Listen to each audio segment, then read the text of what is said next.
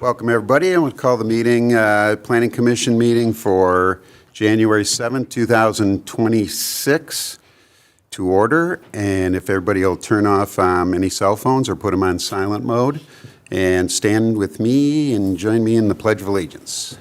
I pledge allegiance to the flag of the United States of America and to the republic for which it stands, one nation, under God, indivisible, with liberty and justice for all. Thank you. Happy New Year to everybody as we start 2026. Boy, that seems like a long time. Yeah. And if we can, Mr. Clerk, we'll begin with roll call. Yeah, there, I got a microphone. Commissioner Barr. Present. Commissioner Zarnecki. Present. Commissioner Farina. Present. Commissioner Kyle. Present. Commissioner Meyer. Present. Commissioner Tuller. Here. Commissioner Warnick. Here. That is a quorum, sir. Thank you. Now we need approval of the agenda. Are there any discussions or comments? Mr. Chair, Yes. under new business, 6E, I would recommend adding election of officers.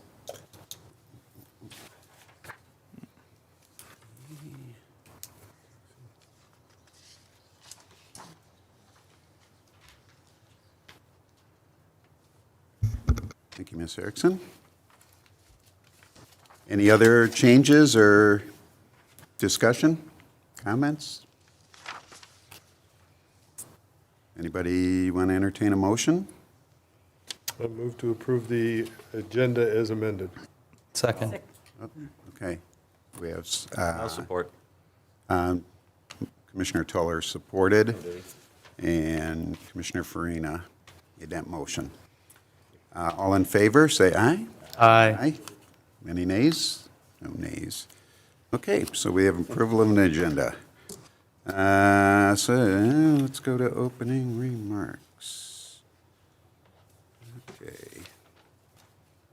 Tonight's meeting will follow the agenda, which was posted online, has been printed for you here. Before we begin, it's important to let everyone know that the Planning Commission is created by state law. The commission is comprised of 7 members, all of whom have volunteered to serve. Members are appointed by the mayor and confirmed by City Council. The role of the Planning Commission is to plan and promote the efficient, coordinated development of the city for the health, safety, and general welfare of its residents. We're not here to negotiate with applicants or allow everything an applicant is requesting. However, the Planning Commission does have the power to approve certain requests and recommend others, depending on the nature of the request and whether all the standards in the zoning ordinance have been met. Planning Commission may also impose conditions on a proposed project in order to ensure that those standards are met. Other individuals here with us this evening are our legal representatives from O'Reilly Rancilio PC, Liz Erickson, our city planner representing McKenna and Associates, Lawrence Sayre, and our city clerk, August Gischlin. Seeing we have no public hearings, I don't need to go into that. Approval of minutes. Approve the minutes. So we can go to approval of the minutes. December 3rd, 2025's meeting. Any comments or changes? I move to accept. Hold on, Commissioner Zarnecki. Thank you, Mr. Chair. I did ask our city clerk to make one correction on page 2. The motion on the corner lot fences on residential property was actually made by the chair, Warnock, and supported by Commissioner Meyer. So he made that correction. I just wanted you to be Yep, aware. already did it. That's all taken care of then? Already done. Okay, and no other corrections, anybody? Mr. Chair, Yes. one clerical correction, my last name on page 1 does not have a K. It's Does not ERIC have a what? It does not have a K. It's ERICSON. See what happens when I'm not here? Ah, I'll go ahead and change that in a note. Thank you. Well, no vacations for you? we know we'll hear about that. Okay, anything else? We have a motion? Are we okay? Any other Mr. Chair. Yes. I move to approve the December 3, 2025 draft minutes as revised. Okay, motion by Commissioner Zarnecki. Second. Seconded by Commissioner Tuller, as revised. All in favor, say aye. Aye. Aye. Any nays? All right. So, minutes are approved for December 3rd, 2025. So we can go right to new business, and our first business of the day is Site Plan SP 25-03, 18380 Malin. Is petitioners present? If you can come and take a seat. Are you both? Go ahead. You can both go. And just speak always into the microphone so we can hear and it can get recorded. If you'll give your name and address. Arten Joka, 18380 Malin Boulevard. Okay. How do you spell the last name? GJOKA. Okay. And? Haris Hakim, engineer, 30411 West 12 Mile Road, Farmington Hills. Okay, thank you. Ms. Sarah, if you'll give us background? Thank you, Chair Warnock. So if this looks familiar to you, you're not going crazy. It was before this board in 2018 and was conditionally approved. After that approval, the applicant never came back with the conditions that were stipulated by Planning Commission. It's been 7 years, so the site plan's expired, so this is now being treated as a new site plan request. So this site is located in the IC Industrial Control District. They're proposing to build a new building with the existing footings that exist on the building. I think you can see that in the top picture there.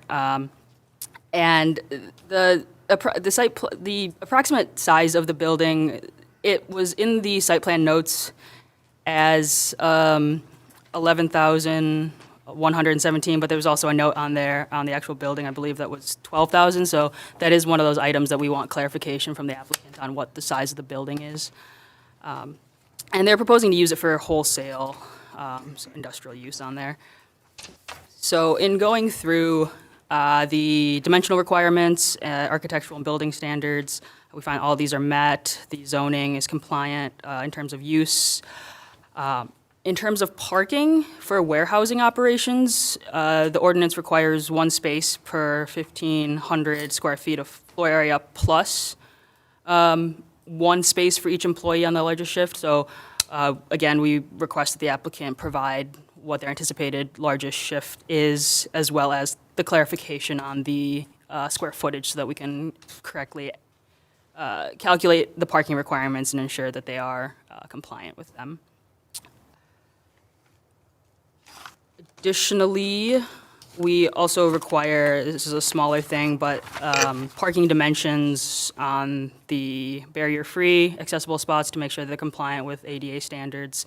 The other parking spots, the non-barrier-free ones, are compliant. The ones up against the building are 18 feet, which is acceptable in our ordinance as long as there's at least 7 feet of concrete or walk that can overhang, so they are good there.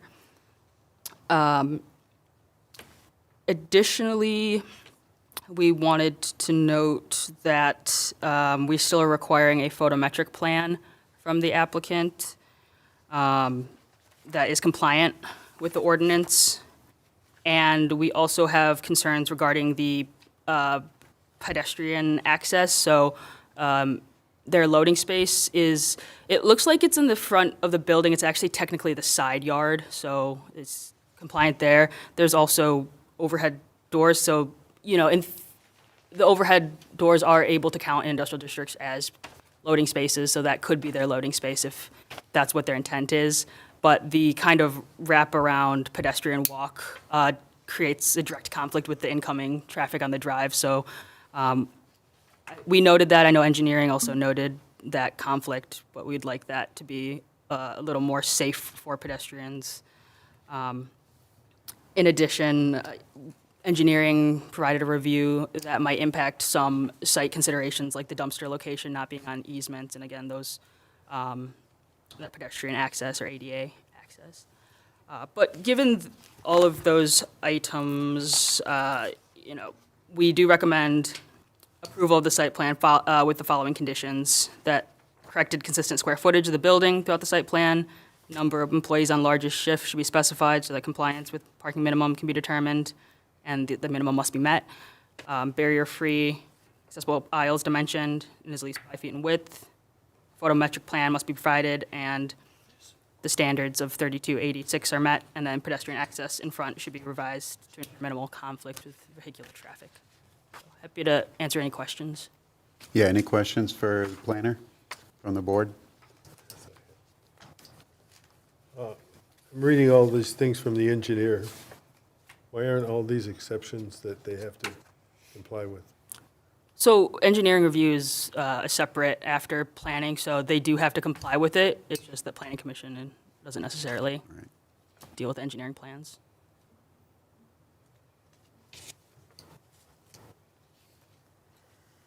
Okay. Anything further? Well, they're talking about where the dumpster is located. Sewer main can't be blocked. Easement may be required for adjacent property owner for the proposed loading zone to maneuver trucks. Shouldn't all that be part of what goes into what you're recommending? So typically, how we recommend is, if you want to be, I guess, extra cautious, it's sometimes the condition will be to comply with, engineering comments or concerns. That's, again, something that does have to happen, but it could be a condition. It'd be a condition of it. If you're more comfortable with that. Of any motion. Okay. No more questions for the planner? Commissioner Zarnicki. Ms. Sayre, I'm just talking about the side elevations. The elevations that were presented showed the full stone brick and panel all the way to the back or all the way around. That's not a requirement, is that correct? Correct. It's supposed to be returned, I think, 50 feet. 50 feet, all right. But I guess my question is, because the elevations show it full, is that something we need to clarify? Obviously, clarify it with the applicant, but should it be clarified also on a condition? I think if they're doing in excess of, I don't think it needs to be. To It's just clarify. if it's, yeah. Okay, thank you. That was my question. Thank you. Commissioner Meyer? I had a question for the barrier-free accessible parking aisle. Shouldn't that space, the clear space, be 8 feet and not 5 feet if you're providing barrier-free parking? Isn't it that you have to have one barrier-free or van-accessible parking space, and then anything above that, you can go with the 5 foot? I don't believe they've met the threshold for van accessible. I think it's 2 car accessible ones. My understanding is 5, but I can look into that right now as well. Yeah, that can be contingent on a building permit. Anything else? Anybody? Okay, let's take it to the petitioner. Anything you wish to add to the planner's presentation? Could you please talk right into the mic? Yes. So regarding that, the area of the building, there was only some mistake with because we didn't add the second floor area. So I already fixed that in the plan. The area should be 12,000. Because the previous number was excluding the second floor. This is regarding the building area. And regarding the barrier-free, so I add the van accessible also, besides of the 5 feet wide for barrier-free. So I fixed that as well, besides of the size of the building. And we are trying to move the loading area as requested by the planner. We will remove it inside the building because we have 2 overhead doors. So that's allowed to to be inside the building. So that the area for maneuvering will be cleared, and the pedestrian also, I extend, we have the 7 feet sidewalk, but in front of the overhead door, there is no sidewalk. So we add the pedestrian space over there, and we eliminate that curve so that it will not be in the way. And as I said, we removed the loading and unloading inside the building where there is the overhead door in the front. So I think, and the only thing is remaining to be fixed is the photometric, and we are working with that to include photometric in the next plan when we submit it.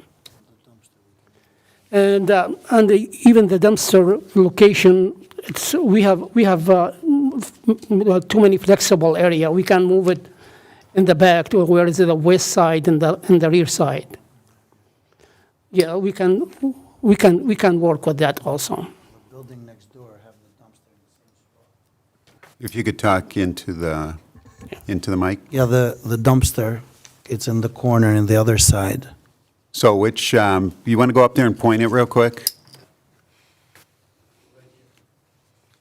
Have the dumpsters right here, like 2 dumpsters next to this corner. And there's nothing going in there, it's not a property lot.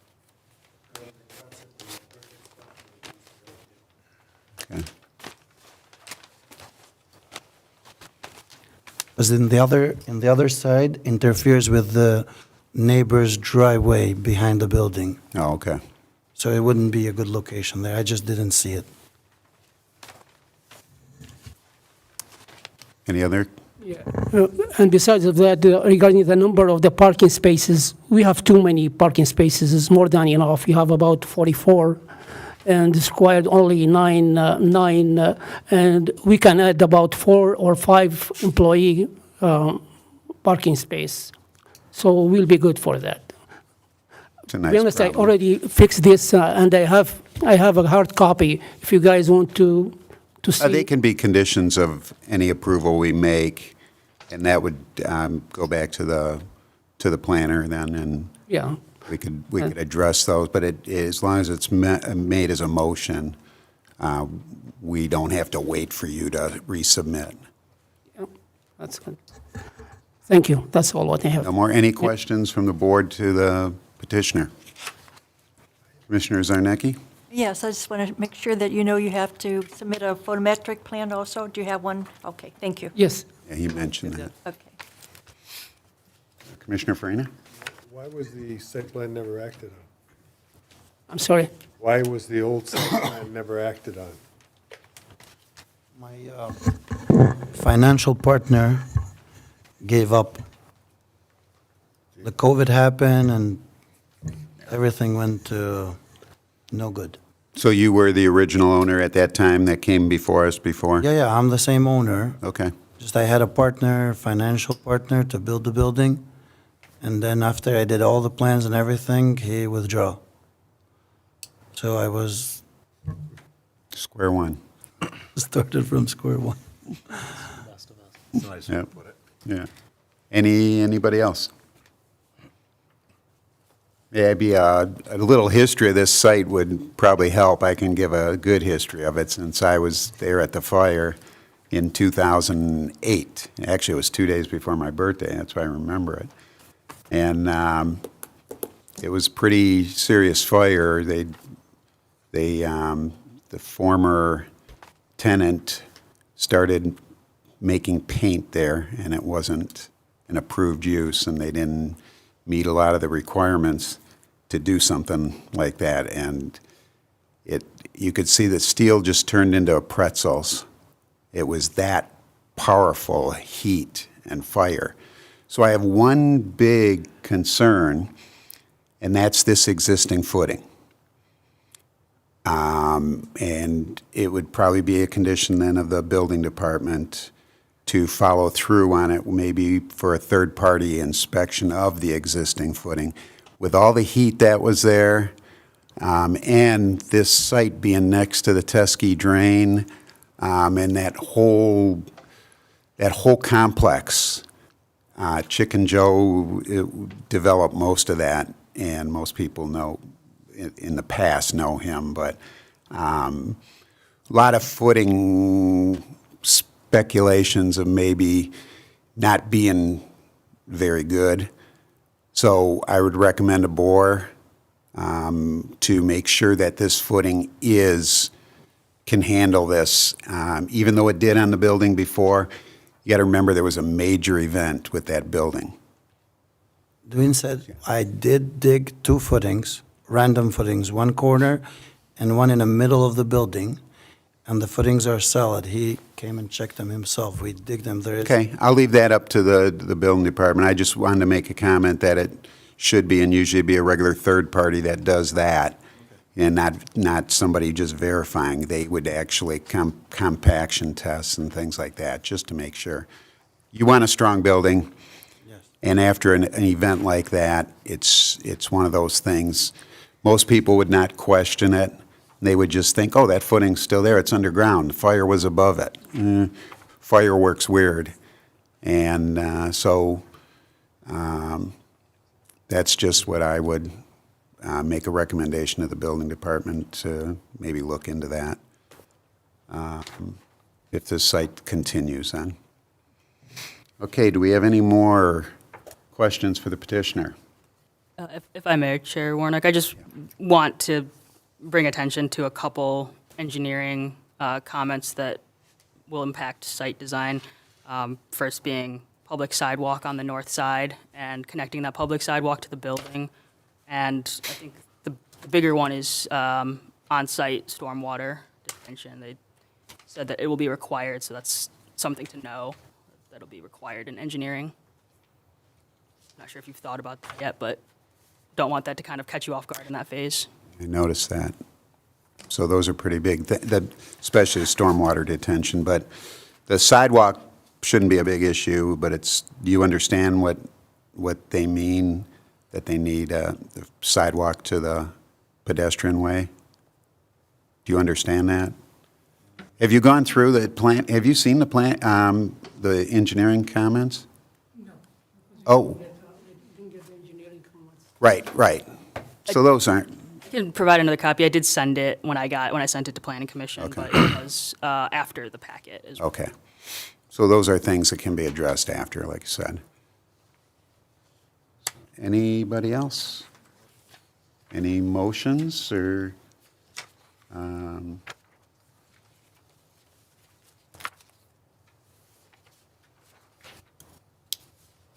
I'd like to make a motion to approve the site plan, subject to the following conditions. We correct the consistent square footage of the building throughout the site plan. The number of employees on the largest shift should be specified so that compliance with the parking minimums can be determined. The minimum parking requirements shall be met. Barrier-free accessible parking aisle is dimensioned and measures at least 5 feet in width. A photometric plan must be provided to ensure the standards of Section 32-86 are met. And the pedestrian access to the front of the building should be revised to ensure minimal conflicts with vehicular traffic. I would like to second that, but if we could add that they have to meet the requirements as specified in the engineering. That's exactly what I was going to say. So, And you want to make Is that kind change? of, isn't that a given, though? Or is that not, is that, It doesn't hurt anything to add. sure, It's just- then add that in. Meet the requirements noted by the engineering report. Okay, so we have support still? Yes, but you wanted a third party to, That's just a recommendation I would make to part of the building. That's normal building permit procedure, so. Yeah, so I would just, I think that the building and engineering are probably subsequent reviews, as is typical for every single site plan. I know obviously these are engineering's preliminary reviews of the site plan. Based on the condition that was added, I would just make a recommendation that it just be revised to essentially indicate that the applicant complies with all other applicable codes, ordinances, laws, regulations. I just don't want to have it be boxed into this report in case there's an additional Good point. requirement. So it can go one of two ways, as Mr. Teller mentioned. Obviously, compliance with all other ordinances and things of that nature is essentially required. and assumed, but if the commission would like to add that as a condition to have it be explicit, that would be my recommendation, because I don't want it to just be based on this report in case there's some other things that I don't know about, so. Commissioner Tuller, you No, yeah, I mean, just follow that procedure? not just the report, but all, future extenuating circumstances that come up from the building department are just, it's going to be what they have to do regardless. Doesn't matter if we put it in or not, but, Okay, so we're good with the wording and, yep. So it depends. I don't know if Mr. Tuller is essentially saying he does not want to include that as a condition. No, he said, use your words. I'm sorry? So, from the way it sounds, I mean, it sounds like it can't hurt to include it, but it also sounds like it could potentially add additional steps if there's additional things added, or no? No, so essentially, the applicant's required to comply with all other applicable Yeah. codes, ordinances, laws, regulations, all that. So if you'd like to, like I said, make it explicit, just so everyone's clear, we can Let's add do that it. as a condition, but that would be just my recommendations, just more general. Sounds good. Let's do that I then. think if we can write that as a regular thing, we can add that to every motion. Absolutely, yep, That's absolutely. perfect. So, Did you say you'd never got a copy of this? Engineering. They'll get that. It's not a, it usually comes after. I didn't even know that I had a meeting today. I tried to call yesterday, but I couldn't get hold of her. I have been emailing. I did email you that. Didn't receive any Made it. emails.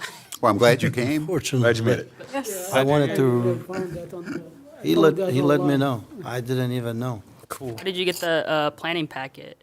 I got from the website. Okay. I got the agenda online. Yeah, I tried calling as well today. I know you stopped in yesterday and talked to the clerk, but Randy? if you want to take this copy, I can, and write your email down again. I can try. I've been trying to email. All right, so we got a motion and a second. Okay, so we have an amended motion by Commissioner Tuller, supported by Commissioner Farina. Can we do a roll call vote? Sure. Barr, Yes. Zarnecki, Yes. Farina, Yes. Kyle, Yes. Meyer, Yes. Tuller, Yes. Warnick. Yes. Motion passes. Congratulations. Good luck. Look, guys, And Happy New Year Nice. to all of you Happy guys. New New Year. Year. to you. nice to see that site built. I'm trying my really best. Well, you got the big hurdle first. There you go. We gotta pass these regulations first. I got a guy that's been doing buildings for all his life. Good. Good luck to you. Thank you very much. Good. That was. All right.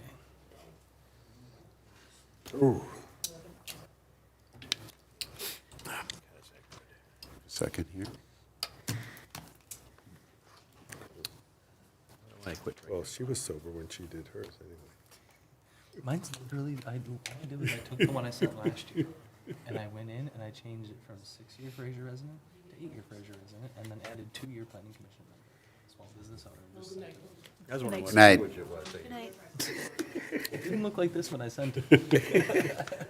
I'm looking at this, I'm thinking, wow, I wonder what. Okay, let's continue. B, we have interview of Commissioner Zarnecki, and C, Commissioner Tuller for the Planning Commission. Since both are existing members, I don't think we need to interview, right? So we could do a package deal or something? Can I make, I suggest you give Farina, them the go for it. business. Yeah, I suggest you give them the business. give, I'll put on the hot lights. no, I don't think so. I'd like to recommend that we unanimously recommend both Kathy and Trevor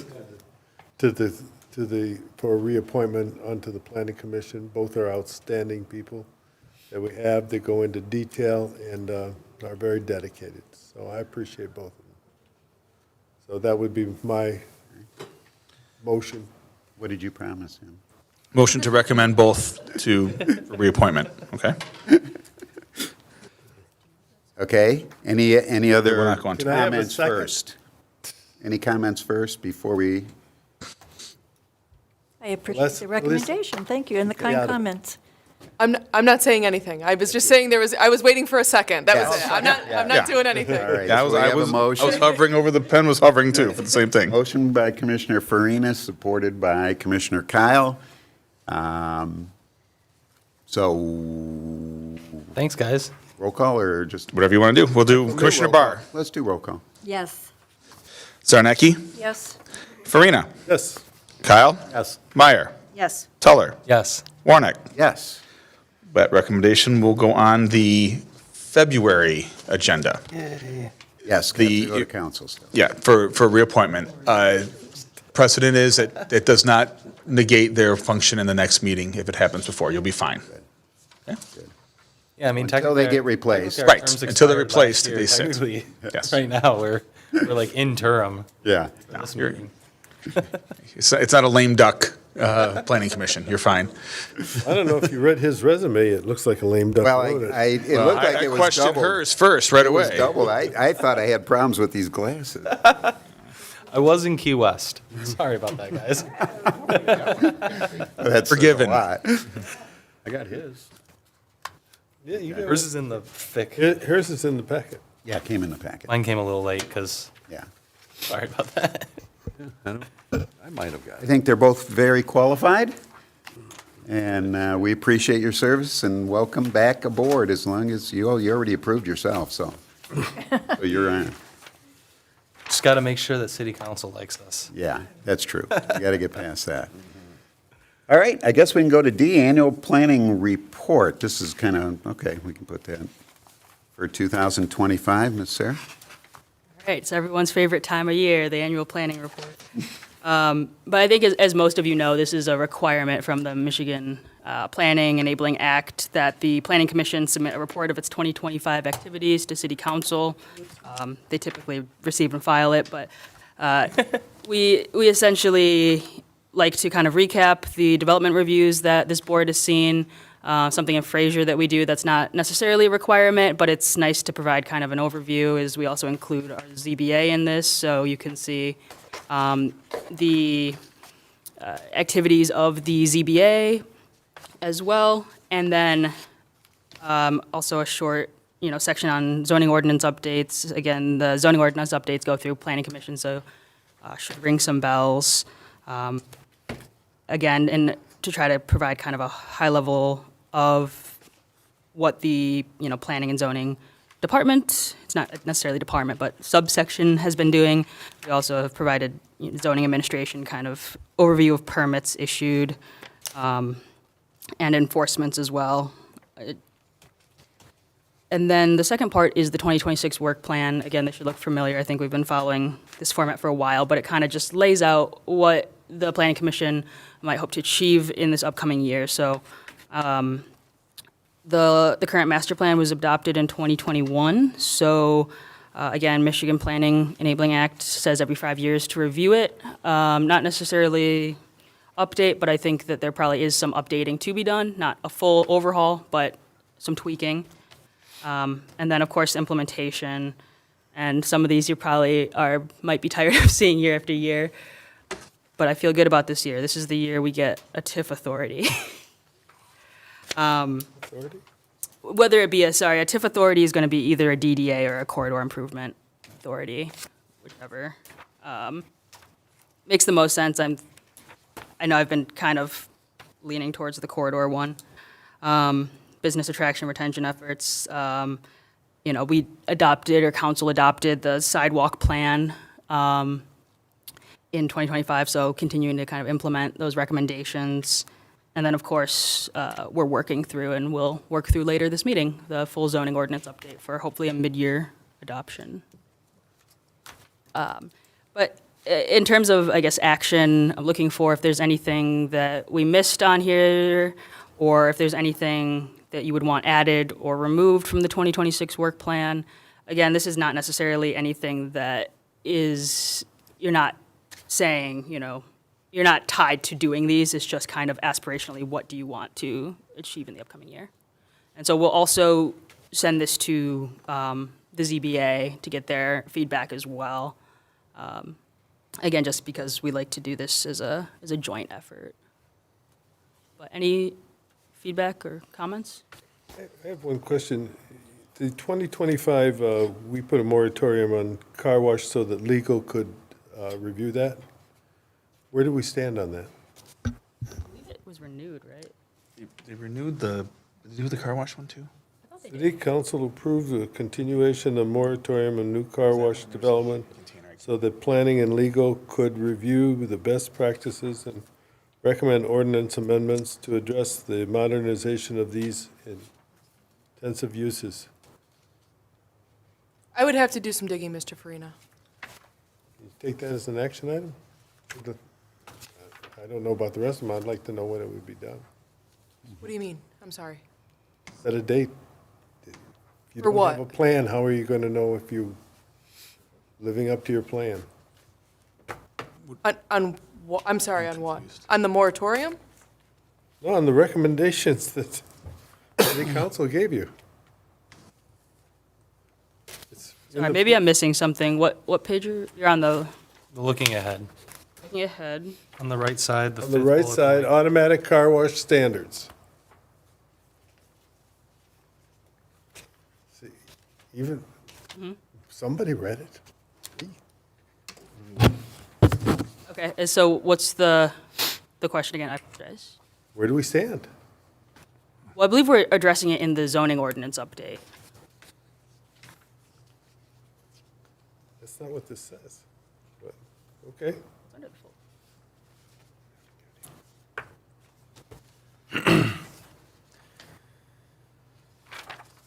Neat.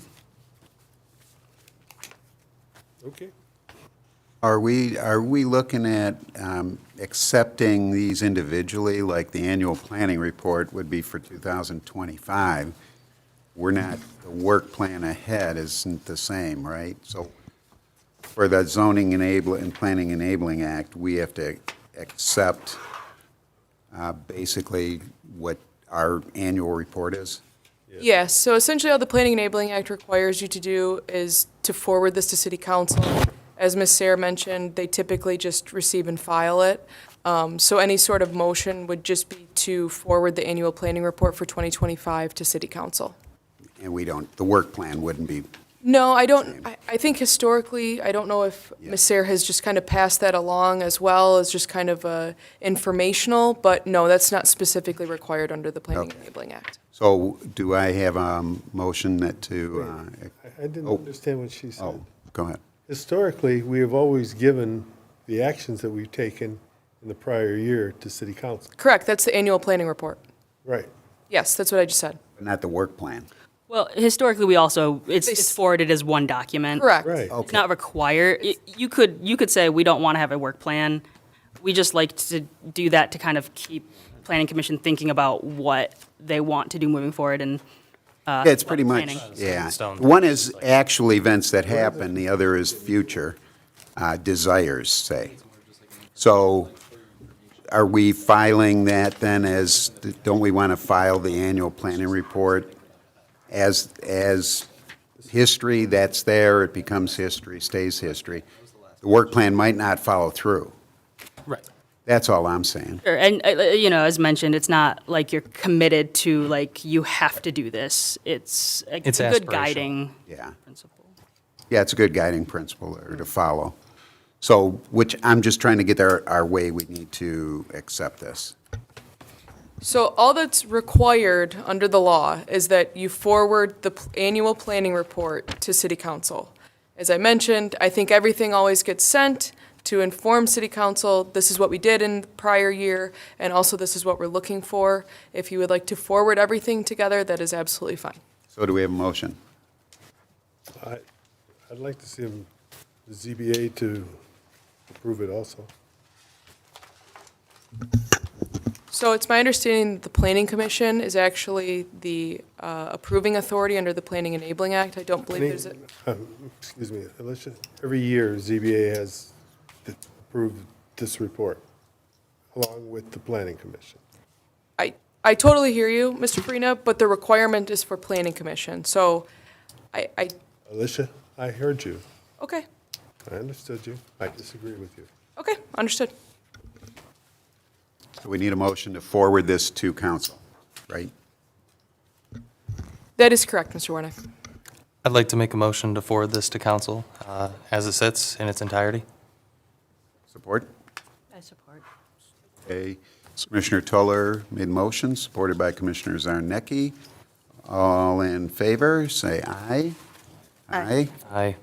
Those opposed? After the ZBA approves it, I support. There's no conditional votes, sir.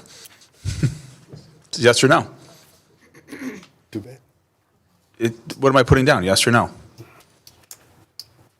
I agree that it should go, but I agree the ZBA should look at it. But there's no conditional votes. Is it yes or no?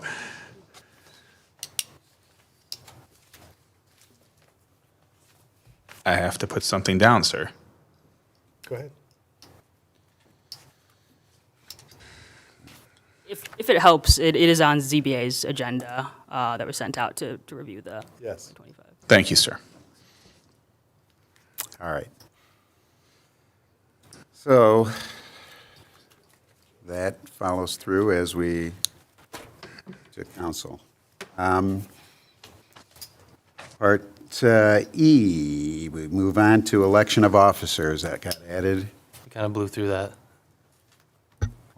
Oh, no, that's the new thing, isn't that? That's the, This is election of officers for That's this what- year, for the year of Dang, it 2026. feels like we just did that. Yeah, no, it went pretty fast. was that last year already? Yeah. Yeah. Well, 12 meetings ago. So what process should we take on this? Yeah, Mr. Chair, so just kind of as a background, so the Planning Commission's bylaws require the election of officers to take place in January or at a subsequent meeting if there's no January meeting. Obviously, we have 2 reappointments that are going to City Council, so the Planning Commission can kind of take one of 2 options, whichever it prefers. First option is you can hold the election as is, obviously assuming that Mr. Tuller and Commissioner Zarnecki would get their reappointments should they be elected as officers. The second option, which I think is probably the cleaner process, would be simply just to postpone the election of officers to the next meeting. That way, everyone has their reappointments, and if either member wants to be, or gets a nomination for an officer position, they already have that appointment behind them, so. That makes most sense. Any input from the board on that? Are everybody in favor of that? So it would be a motion to place on the next meeting agenda? So Ms. Sayre just did correct me, it would be on the March Planning Commission meeting because of how the dates with City Council goes, correct? Oh, by the time it Yes, goes to so tomorrow council, is the council before. meeting, so unfortunately It this wouldn't wouldn't in make it. time. Okay. Same with zoning board, that's a teaser for next week, Frank. Okay. Is that any problem? We just continue as is till then? And that's totally fine. That's fine? Yep. So we move that to the March meeting, and do I have a motion for that? Anybody? Well, that would be up to us. I make a motion to place the election of officers on the March meeting. Okay, support? Support. Okay. So Commissioner Meyer made a motion, supported by Commissioner Zarnecki. All in favor, say aye. Aye. Any opposed? Nay? Nope. No nays. Okay, that's it then. We'll move that to the March meeting then, March 2026. All right, that takes us back to our standard item now. Unfinished business for the zoning ordinance discussion. We'll be on Article 8, use standards. Ms. Sayre. Thank you. You didn't sound very excited. We need more enthusiasm.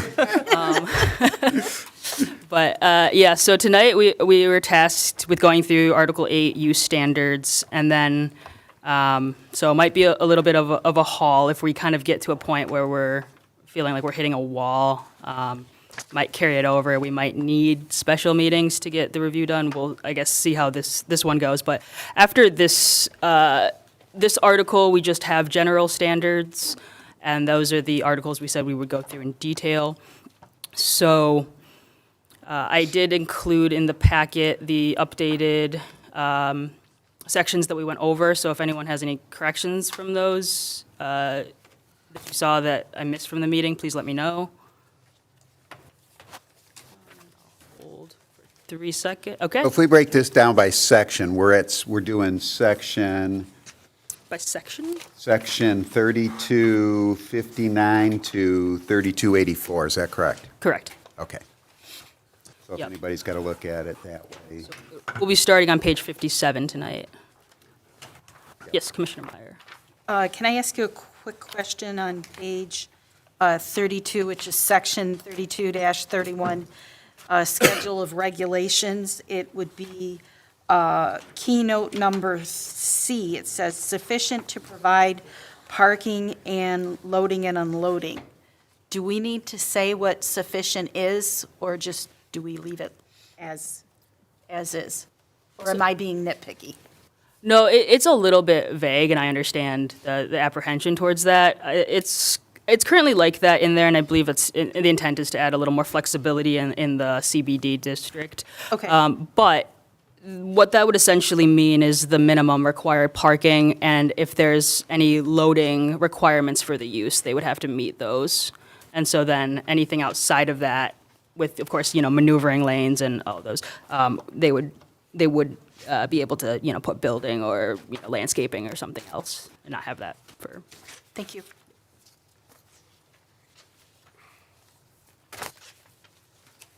Any other comments or questions on the sections we did last time?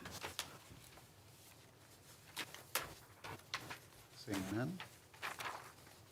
We can move on then to the use standards. Okay, we get to start off with the big one, accessory dwelling units, so section 3259. So if we want to go through like last time, we can kind of go by the use, if that's the most useful, I guess.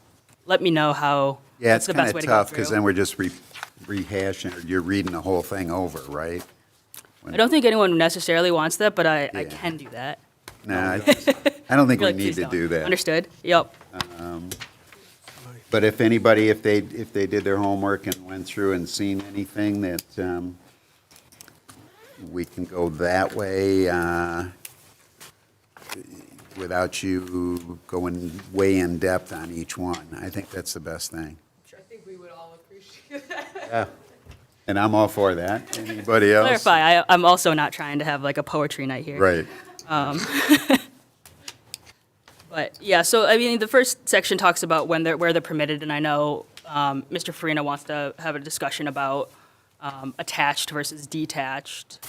Currently, as written, we're allowing one per parcel. It can only be on lots, only on parcels with cannot be on a parcel with a duplex, townhouse, multiplex, multifamily. Not be, mobile homes, recreational vehicles. And it has to be accessory to a single unit dwelling, so a single family. We also have ownership considerations, so you can't split it off and have the ADU as a separate owner. And they do have to comply with our rental rules and our inspections as well.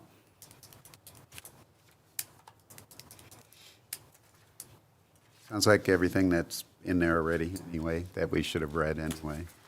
So, is there a specific question to address one item in here? Yeah, the recommendation that I remember, that I believe Kathy remembers, that I've talked with Roseanne remembers, and the mayor remembers, was that we would not allow accessory buildings. So, grandmother buildings, Can you repeat the city would not allow? Accessory dwelling buildings. accessory dwelling buildings. Yes. Right. Accessory buildings. As long as they were part of the home, the original unit, that was fine. But to allow a separate building, we had all talked about it, and I thought, agreed that we would not do that. Because when grandma or grandpa, whoever is living there, goes away, you have a separate dwelling there that we will become a renter's community. And that's not where I thought we wanted to be. We wanted to be a small town community, small city community, moving forward, but not a renters community. So I don't know if I agree with that, because I really don't think that we have the right to just completely eliminate what people want to do with their own property that they own, as long as they are making and meeting all of these requirements. It's actually pretty stringent if you've looked at, what is allowed and what's not. And, there's a lot of lots in Fraser that just can't take advantage of doing something like this. And if they can, these, maximum sizes aren't very large. It's not like we're building, detached 2,000 to 3,000 square foot houses next to other houses that just can't exist. I mean, I understand where you're coming from, but also that's like just playing what ifs and guessing what things are going to happen down the line in, 10, 20, 30 years. And Isn't that what we're doing with the entire, what do you mean? I don't see the problem with renters. I rented for a long time. And unfortunately, housing is infinitely more expensive than it was 10, 20 years ago. People are renting more and more. People are renting into their 40s, 50s, 60s. Homeownership isn't even like a possibility for a lot of people nowadays. I see it every day in the mortgage industry. So like, I don't think that becoming a city of renters, I could see that like, that's a problem, but ADUs with accessory, like with primary residence dwellings on them aren't necessarily going to force the whole community into a like rental only community. And I just think that that's a wrong way to look at it. But again, like it's pretty stringent, and I feel like if I wanted to build an ADU on my property, I've got 0.39 acres. I should be able to do it. If I want to move my best friend up here from Florida and give him a little house to live in so that way he can get on his feet, why not, right? Or whatever. and I see your point, but you are a responsible citizen. We have to deal with the other side of the coin too. And it puts a burden onto the city for inspections. It's also revenue too, though. That's kind of important.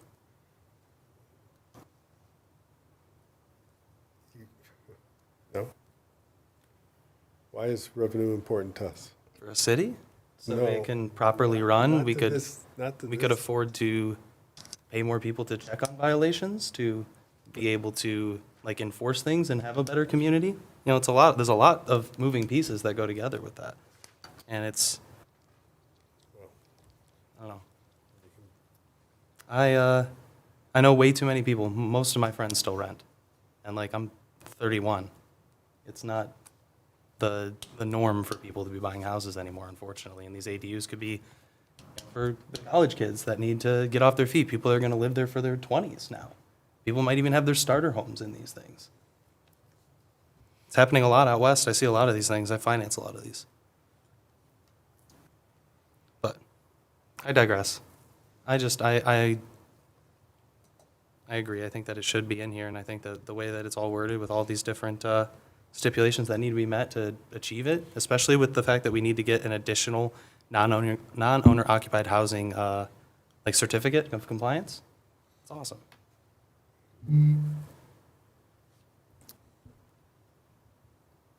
So on page 58, something to note, dimensional requirements. Again, I think Mr. Freeman and I remember the meeting differently, but attached ADUs require a minimum of 7,500 square feet is a lot minimum.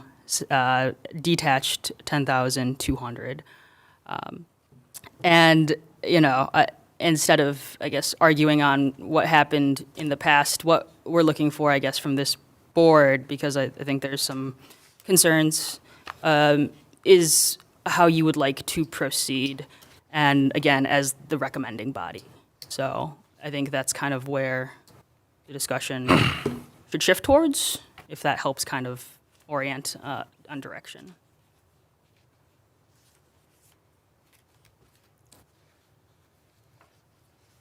Any other input?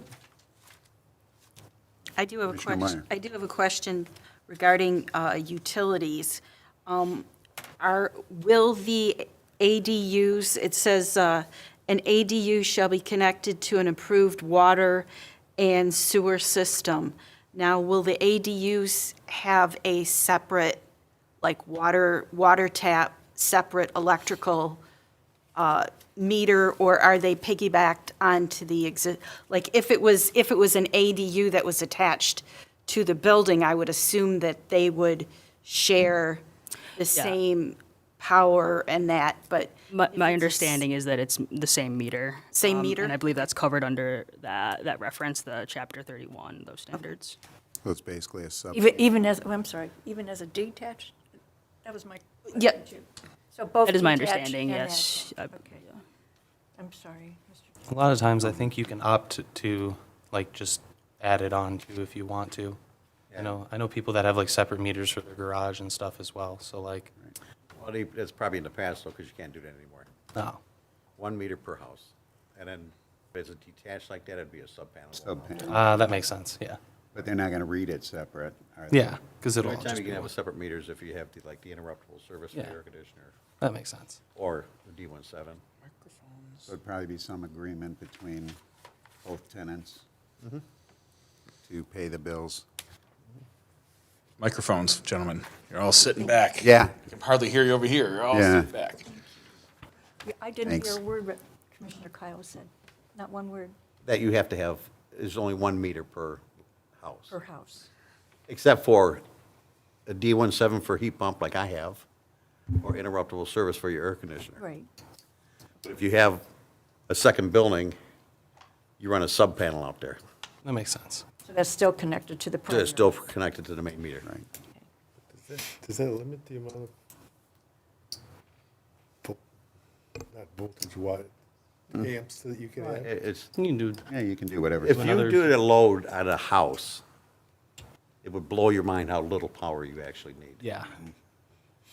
The code has changed, when I become an electrician back in the 80s, a lot of services were 60 amp. Then they bumped up to 100, and now new houses put in 200, but if you put an amp meter on it and see what you're using, it's very little. So a 60 amp would probably, on one of these units, would probably be Even a 100 sufficient, amp, no just matter a- what. Yeah. Better safe than sorry. It's just you can't, you're not going to get DTE breaking it up, the billing. It's going to be something that the billing is done by the tenants, or by the main structure, and, yeah. Also, that does complicate trying to, like, rent it out to just random people, too, because you won't be able to just charge them electricity and stuff. Right. It's just part of the rent. Yeah. If you want a separate meter, you have to give it an address. That makes sense. Which then it's not an ED. Right. And you can't do that. That makes sense. Changes everything. Okay.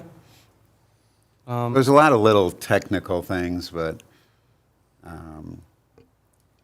Yeah, I'll contextually add, I've had maybe 2 or 3 people in the 2.5 years that I've been here ask about them. yeah, I don't think you're going to see them in neighborhoods like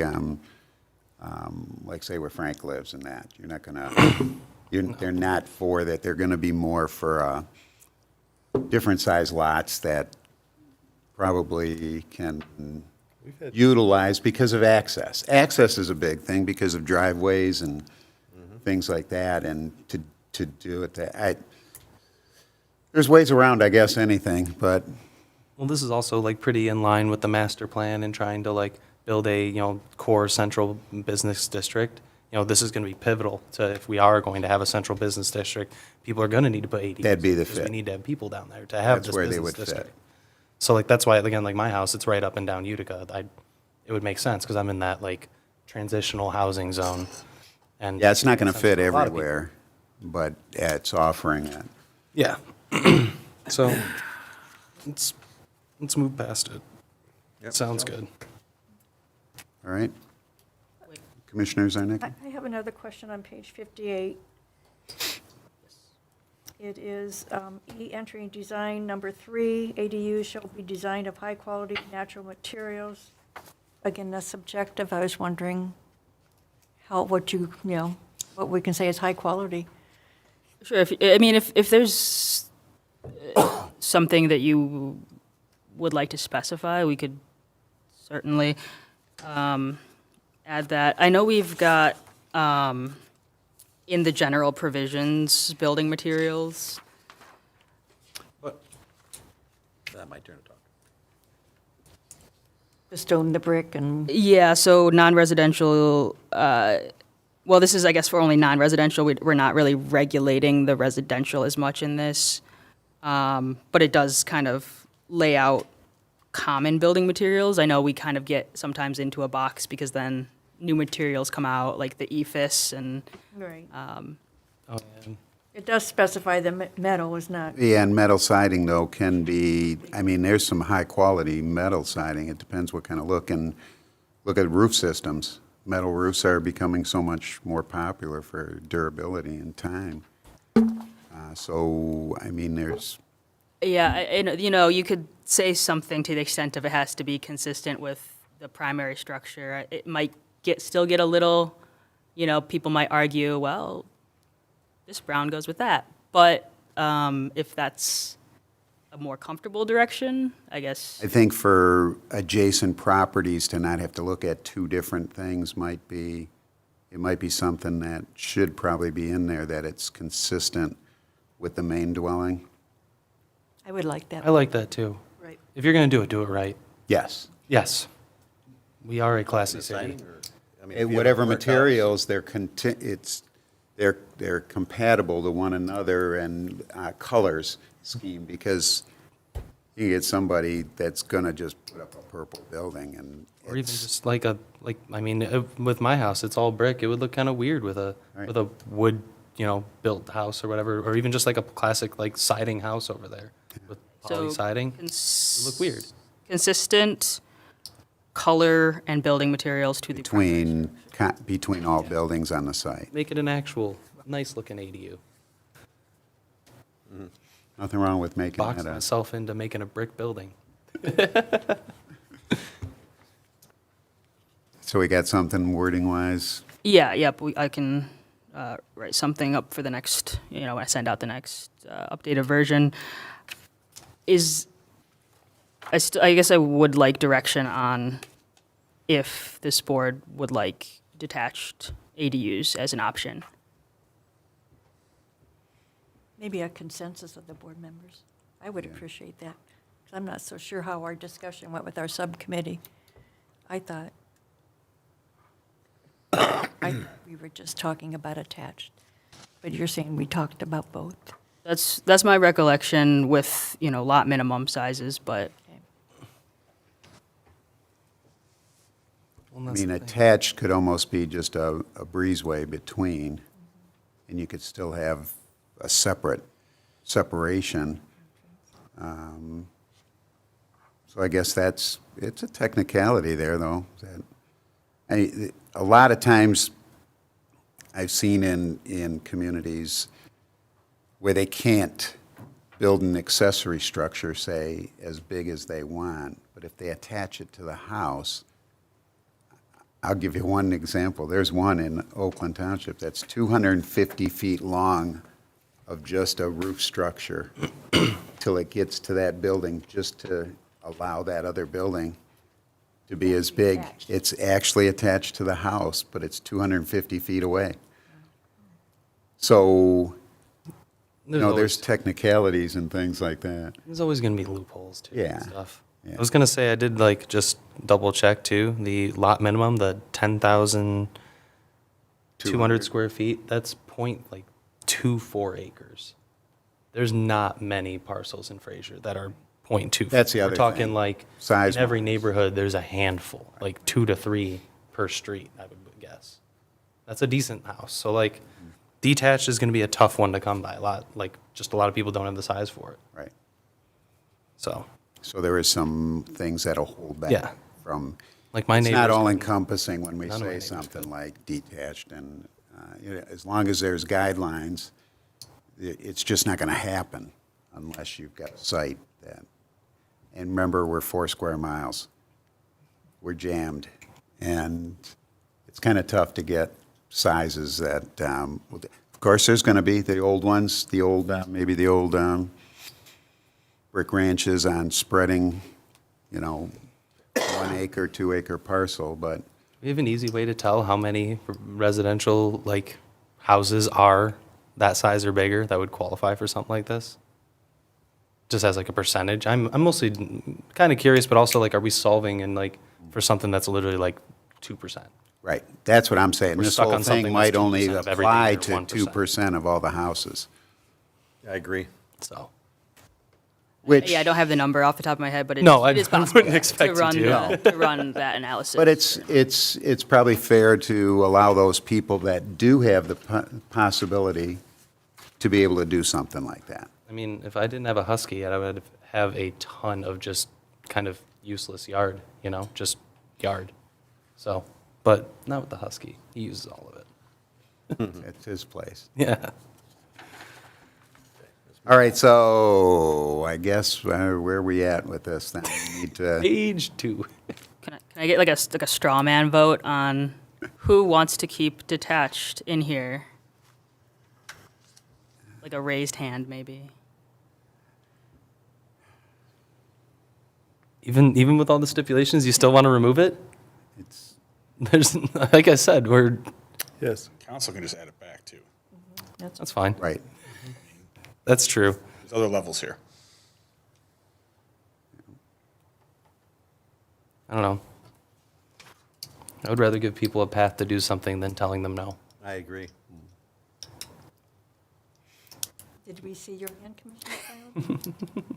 Did we see your hand, I Sandy? apologize, Kathy, for not raising my hand. Yeah, I Okay, agree. well, it's nice Hey, to yeah, know. you didn't even back me up, man. I just looked like a weirdo out here with one hand up.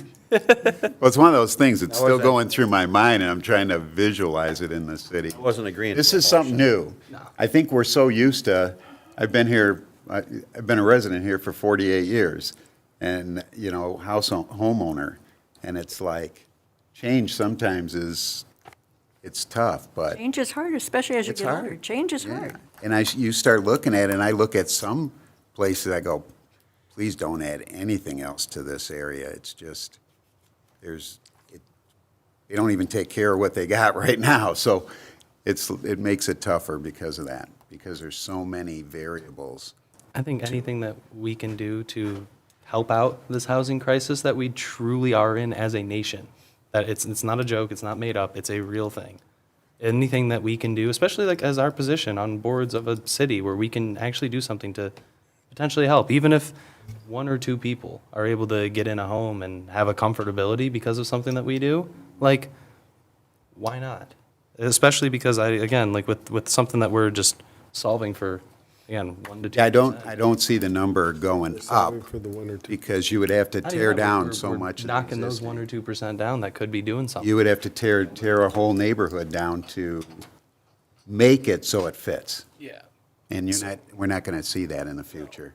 And not in our lifetime, that's for sure. Pretty sure there's only 3 lots or 4 lots in the 4 streets that I'm like around that would even compare. I agree. There's I like think 70 that- homes. It's going to Down be, my right hand, you'd have a bunch. where? Where the cemetery comes up.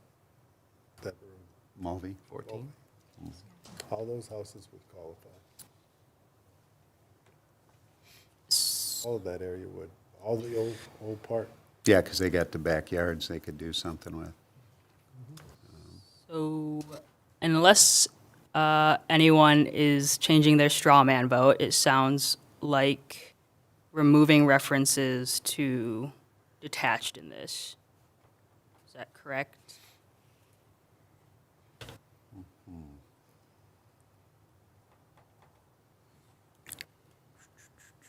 Nobody wants to commit. It sounds like we need a few more weeks to decide this. I'm just kidding. I'm just kidding. Yeah. No, Well, it is one of those items. I mean, But- you might go after and say, why did I do that? Or why did I say that? Now, when I start thinking about it more. It's one of There's- those things, this didn't give us that enough to really start no. getting a scenario in mind of the city. Maybe we need to cruise the city. Maybe we need to do a little homework. And it was tough to do because we're concentrating on such a big area each time than one item. I think this is a major change. In all of this, that's one of the biggest changes. And if we don't give it the time it deserves, maybe we're doing an injustice. So why don't we just say, why don't we come back on this item? We don't have to do, I, I know you want to we get the do whole need to keep thing. moving it forward. Eventually it does have to go to Right. council. We're going through line by line. I know, that's the tough thing And, now. I see the rest as going smoother than this one, because this Gonna need you is to so knock on brand wood new. right now.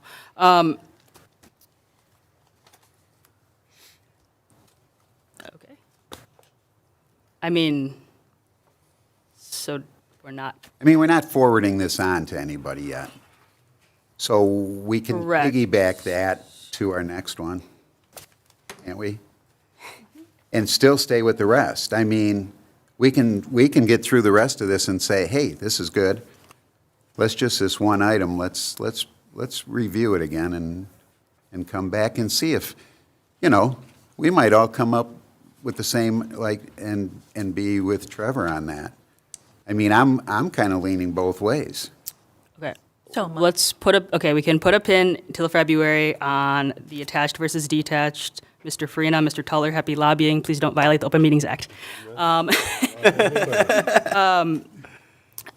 But we can put a pin in that. I just don't want us to keep pushing things. Right. And this is I understand that. my blanket. Please That's why. do homework on the, in the month in between on the next section we're reviewing.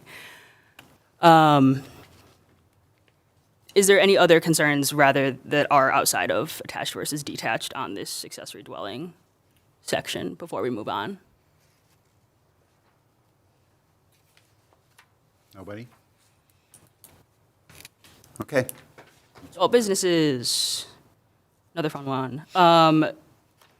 You know, essentially, this is, so I think everyone's familiar. This probably would have been a better intro, but use standards are additional standards on top of the district standards for each zoning district. So these are kind of just extra things they have to comply with if they're the use that we're talking about.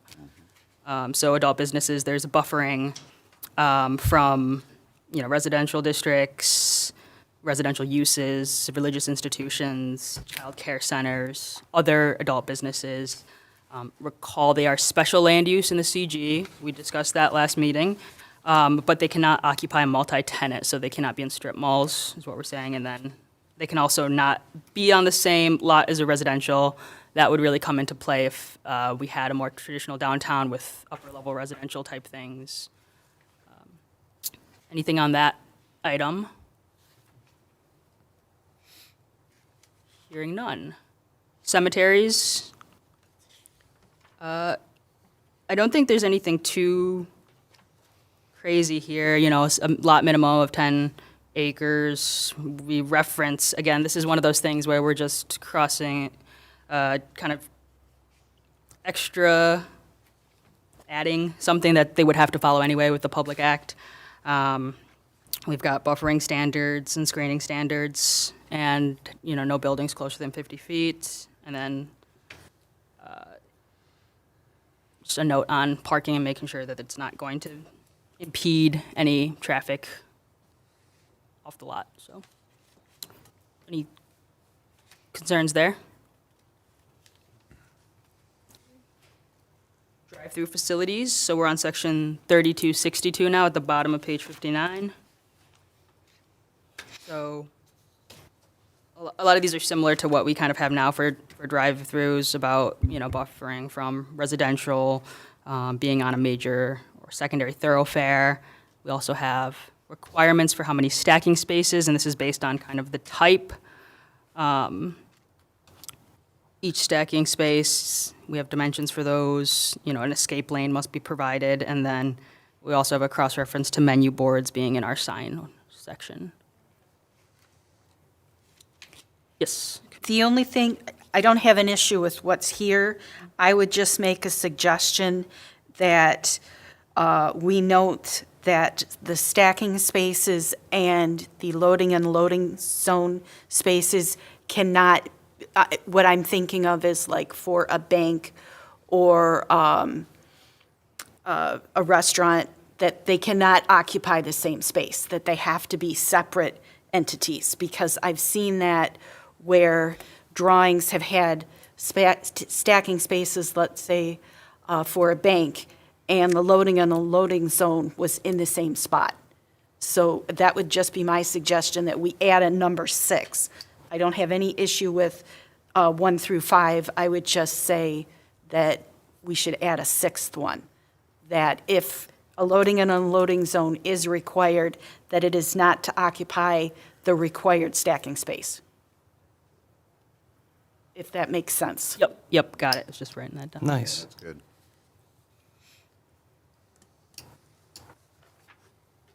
Ms. Sarah, the stacking spaces, were there any changes from our current zoning ordinance?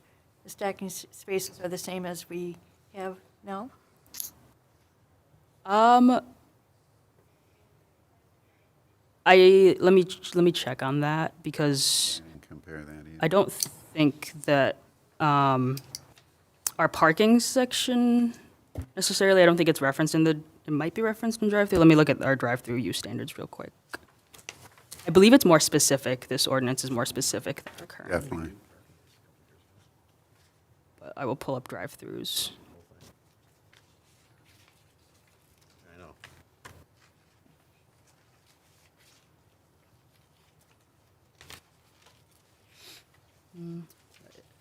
I'm going to parking because it was not in drive-through.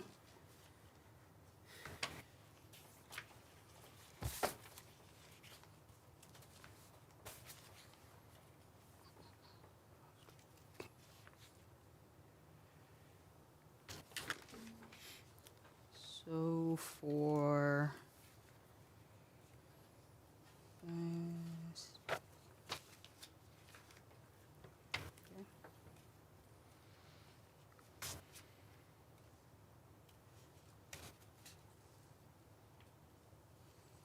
I mean, our auto wash, our hand or coin operated says 2 exterior driving and 4 waiting spaces. So we have, it is less, it's only 1 waiting space. I think 4 might be excessive for a self car wash.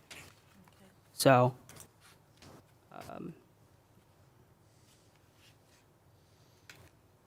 same thing with the automatic.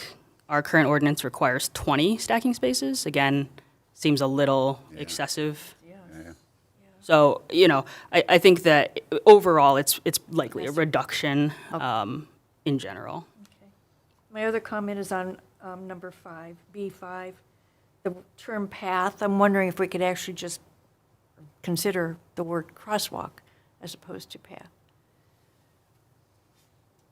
I know it says path designated and marked, but that's actually a crosswalk.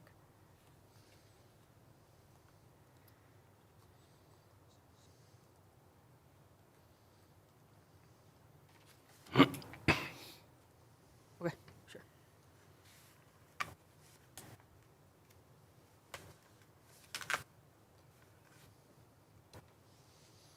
Okay. Any other comments on the drive-through? Very good. Gas stations. Again, a lot of these are carryover from the last one, the 21,000 square foot lot minimum. We've also added, this one is new, buffering from existing gas stations to hopefully less clustering of. Well, that's why I was wondering, where does 1,000 feet come from? Are we going from a building or from lot lines? I mean, it seems pretty excessive. You're not going to get 2 gas stations on a corner anymore, in an intersection, out of 4 corners, right? Must be located at least 1,000 feet away from an existing gas station, right? Do you want more? No, I'm saying, I want to make that clear, where's the 1,000 feet from? Because somebody will question it. So is it from another building, or is it from an actual property edge line? It would be lot line to lot line. Lot lines? So just for clarification, I think we should have that. Yeah, I can say measured from lot lines. Yes.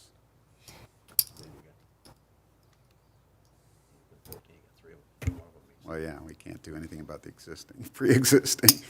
Well, there's no place you would have two gas stations in the same intersection at 1,000 feet. No, no way. So we just say one gas station per intersection. Well, you can have one you can't even have it probably at the adjacent lot from an intersection. No, 1,000 feet's quite a ways. that's way too much. I think we've got enough gas stations. And they can always come for a variance, I guess. On a main street, say, or say Groesbeck, you know.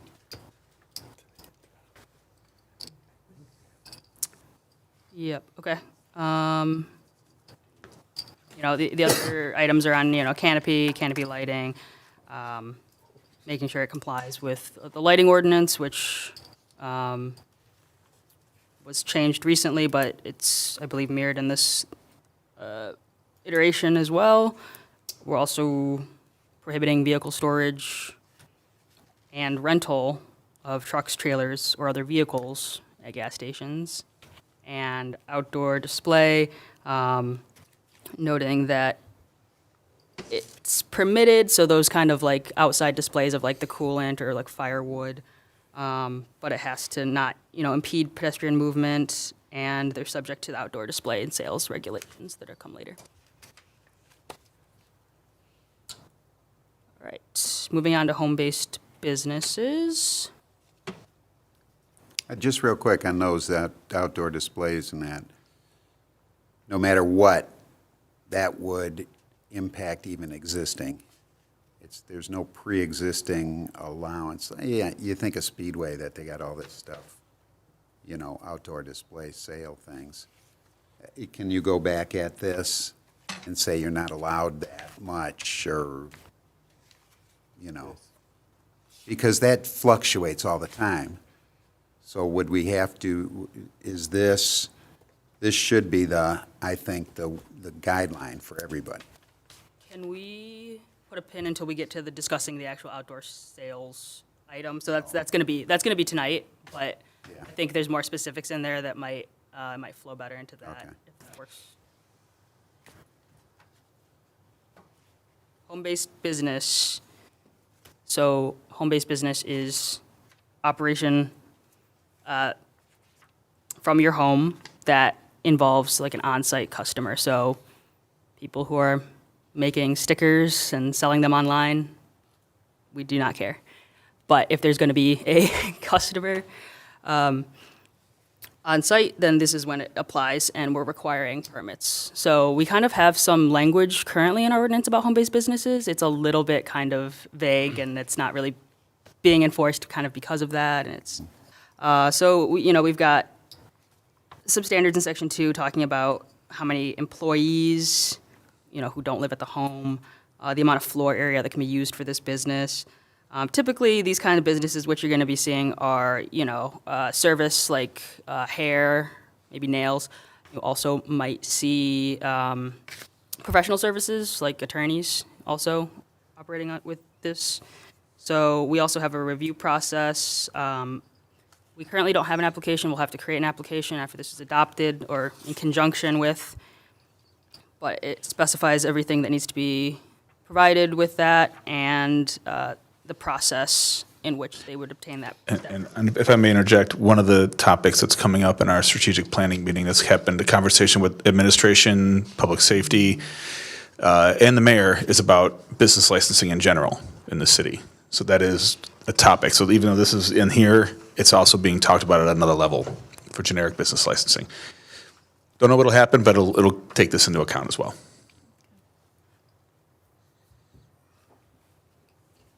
Any concerns, questions, or comments? Okay, so next section, that's section 3265, hospitals. I don't think anything is too out of the ordinary there. Site minimum, ingress, egress. If there's a helipad 150 feet away from residential, as soon as you take that out, there's going to be a helipad, so keep that in there. And then licensing, again, this is just kind of a reminder to them that they need to be licensed by the state to be a hospital, no, no home-based hospitals.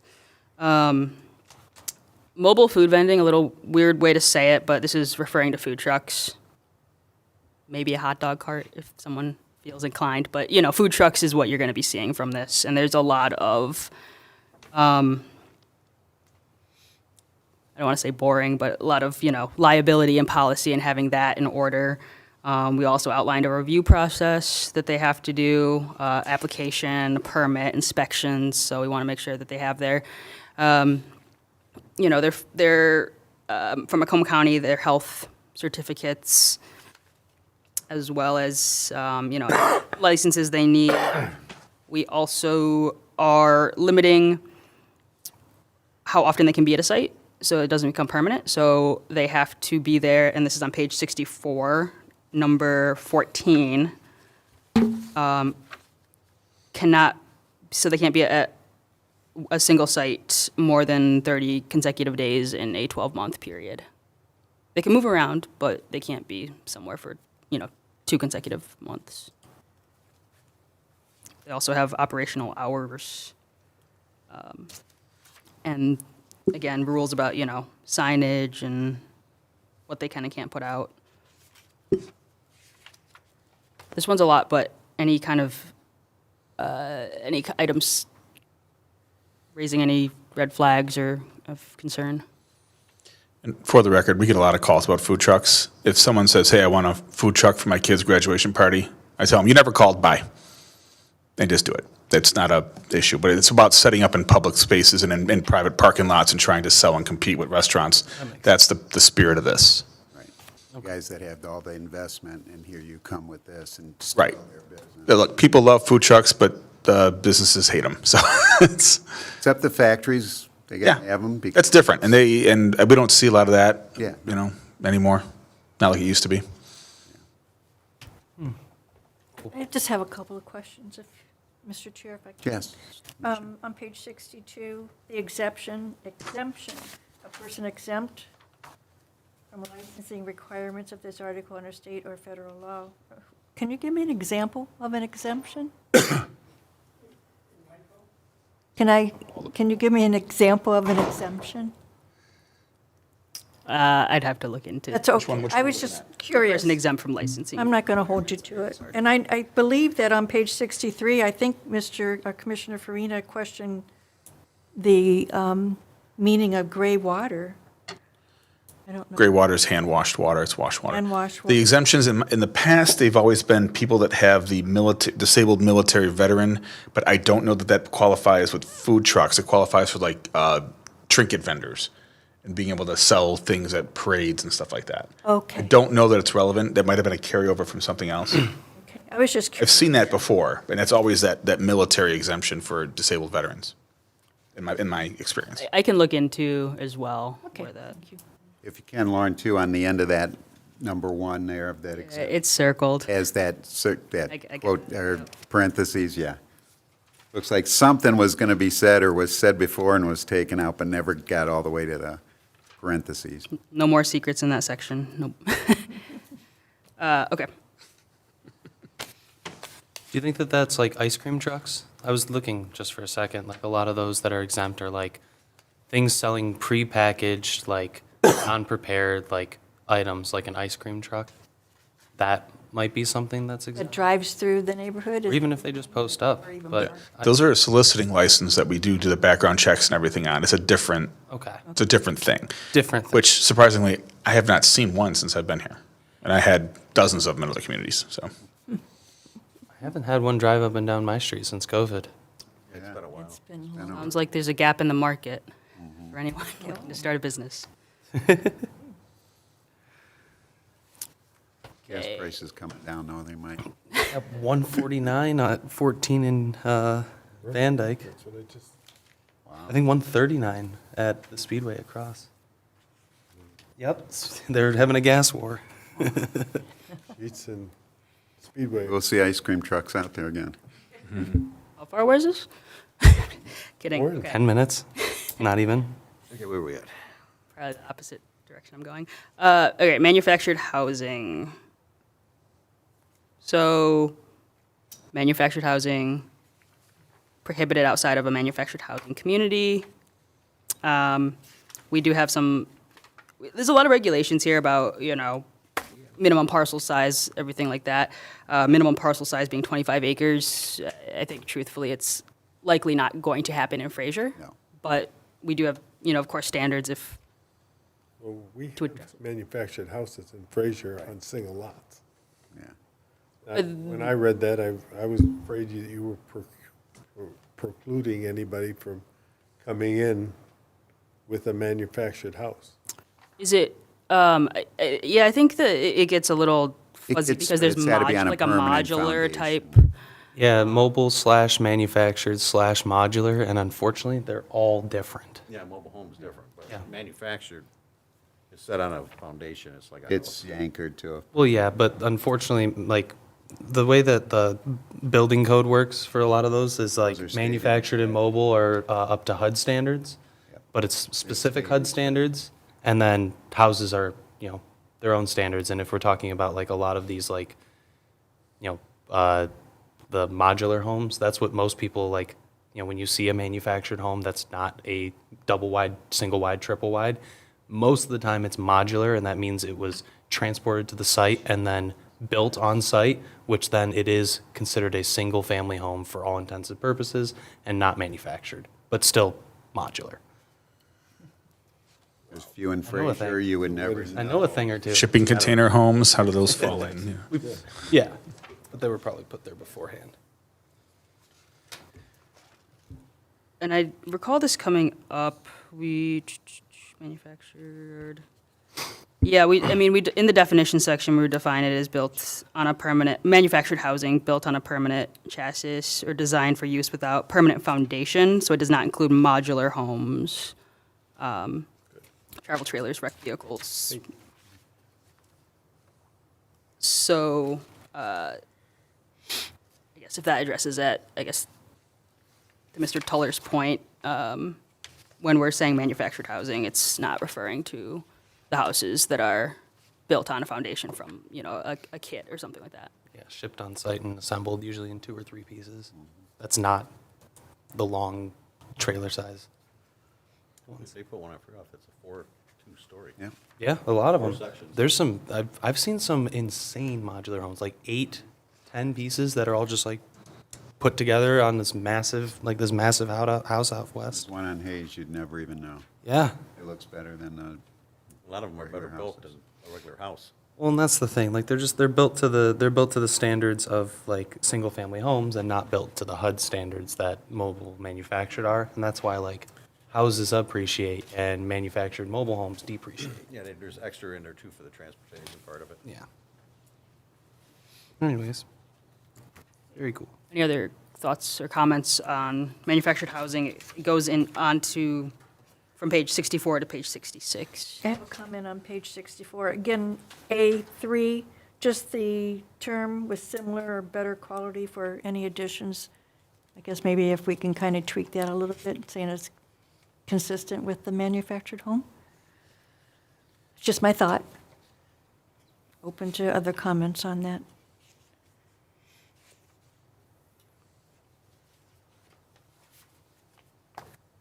I would even say too, for something like that, any additions should be required to have an additional foundation certificate because those homes do not have like really, really intense foundations. And like, at least for a lot of like when I do lending purposes, if you have an addition, you have to get another foundation inspection. Like, doesn't matter if you've had one before. And that would just be a nice thing to have because there's a reason for that. I like that. So, I mean, we could add that in, but that's just because, I mean, that'd be the few and far between where it would actually matter And too. the inspector will probably check it too anyways. Well, because a lot of those times, like, there's a lot of very specific thing with manufactured homes that you need to have, like a lot of, you gotta have straps, you gotta have them properly set on the blocks, they've gotta have the certain things removed, and a lot of times they have to actually be clerically converted to real property. But, I don't know. I don't know if it's necessary. What would you like added? I don't know if it's necessary, you can just ignore me. I think Kathy wants it added now, though. Just like so whenever there's an addition done on a manufactured home, there should be a foundation inspection done. Foundation, Like, Foundation inspection. inspection. yes, a foundation inspection should be done. Just to because that's like the main thing that's going to be holding it up. Right. And Which is part of the building they're permit. built to a different standard, so you want to Yeah. make sure that that's at It least has to be. acceptable. Has to be. Sorry there. Thank you. Multi-unit dwellings. So this is anything for, I believe, 4 more. So it's not triplexes, duplexes, upper level, or accessory dwelling. So we've just got, internal setbacks, so that's internal to the building envelope, the lot.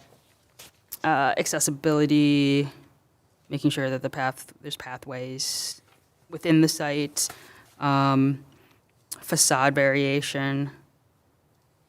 So making sure they don't kind of just look like boxes. And then exterior finish materials, and parking as well.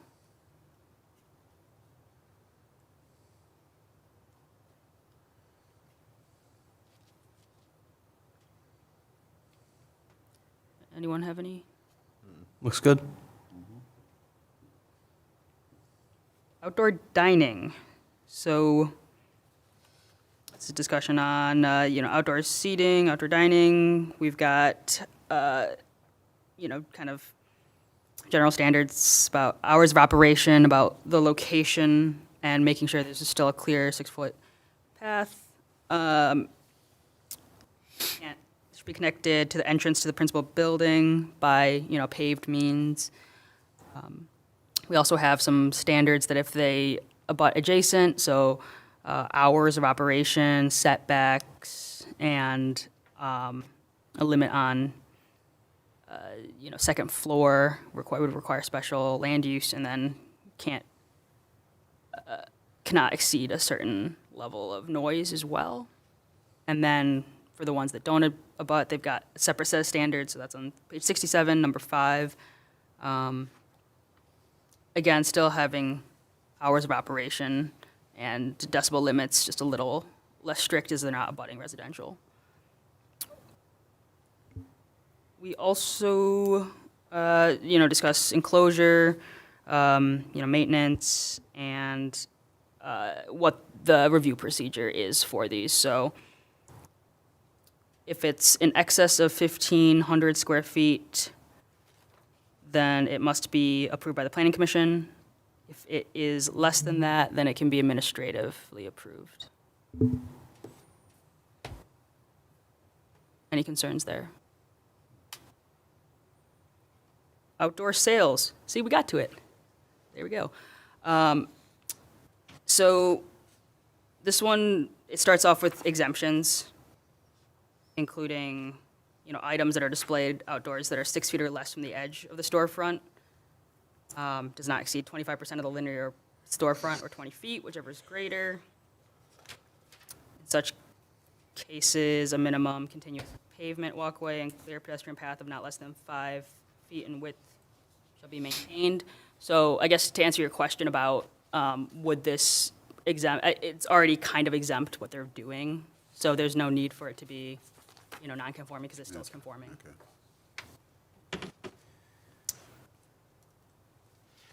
Flipping the page to page 68, we've got general standards for permanent outdoor sales. So it's permanent outdoor sales are utilized more than 6 consecutive months in a period of 12 months. And then there's, standards about buffering and location, where they can be, must have a barrier, has to be enclosed by a fence or wall, has to be paved, gravel's not permitted. Any concerns about outdoor storage standards? Or what is, outdoor sales, I apologize. Outdoor storage is next. All right. Still on page 68, 3271, outdoor storage. This is, an accessory use that we see, so it would be, a lot of times, so I guess let me back up. There are districts where it's permitted as a principal use, those outdoor storage or sales, or outdoor storage, like RV storage type thing. It's also an accessory use, so a business might have outdoor storage. Vehicle sales and rental, we have those in a separate section, so there's an exemption there. Has to be hard surface with gravel or other suitable material that's suitable to the city engineer, that's consistent with, what we were discussing with driveways earlier this year, and then screening. And we've got references to the screening section. Good. Pawn shops, 3272. This is very similar to the adult uses in that the use standards are just buffering, so buffering from residences, religious institutions, schools, parks. Public, Not within 2 miles of any, right? No. Mr. Chair, if I can. Yes. go ahead. Okay. I'm just questioning the differences in the bufferings among the pawn shops, the smoking lounges, and the adult businesses. Their buffering feet is different, as well. Sometimes a private school is listed, and sometimes it's not. I guess I would prefer uniform, unless there's a reason why there's a difference in the buffering feet. I think smoking lounges is 1,000, pawn shop here is 1,100, and I don't recall what the adult business is. I think there should be consistency, too. Adult business is 1,000 too, also, I should say, 1,000 also. So would you like to make them all 1,000? To me, it would make more sense to make it uniform, unless there's a specific reason why it's not uniform. Plus include the private schools. And, right, correct. I think the K through 12 is not Is that- differentiating public or private. It's Okay. Oh, any. okay. In the pawn shop, I'm looking at smoking lounge. Smoking lounge does specify. Do you want to just duplicate those list of uses for smoking lounge or for smoking lounges as well? Yes, Keep it uniform. I like I that. like it, yeah.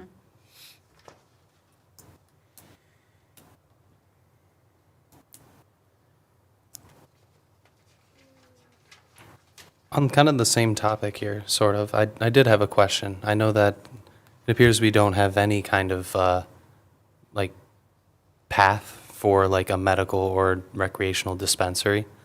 I know that, we've talked about it before, and that's something that we don't really want to allow right now. But by not, like, we can just continue to deny them. Like, there's no, like, any possible path forward to even attempt to put something like that in the city if was wanted, or is that... Didn't the city That goes council? through Yeah, so- so, that so as a city, we're not opted into rec. Okay, so the city needs to opt in, and then, but like, so if the city opted in, does that mean that we still don't have a path forward, though, because it's not in the zoning ordinance? That's why, like, I'm asking, even though it's Do not an adopted, amendment. we might want to have something included in this, just that way, in the chance that there is something in the future, we have a spelled-out path forward with some stipulations and guidelines, should that become a thing. Yeah, I mean, currently, I believe is a catch-all. I believe we carried that over in the IC district, the most intense, that any lawful use, again, lawful Okay. use is special land use. And I was, because I just didn't, obviously, I know that we've talked about it before, and we don't want them here right now, but We have a new council. culture is continuing to change. This is a different council. We don't know what could happen. Yes. Having come from a community that had no rules and it showed up, there are state minimums for zoning. There's distances from schools are already in there. They have requirements for them to issue a state license in the first place. Cool. Includes a C of O according to your local business ordinances. There are provisions. It's not the Wild West. Okay. So you don't have to rush it now, but should something come along and you wanted to address it and change those standards, the city has the right to do that. Okay. Thank you. And I know that was a little off topic, so I'm sorry about that. It's okay. I've been thinking about it when every time a council changes hands, I start thinking about what could happen with the new rules, I get it. Cool. Thank you. We can move past the other things to move to the next one. Public utility, permitted where government, municipal, and then utility approval. Nothing particularly exciting there, but a lot of references to other laws. Single attached dwelling, so this is going to be townhome type buildings. So single attached includes 4 or more consecutive units that share a common wall.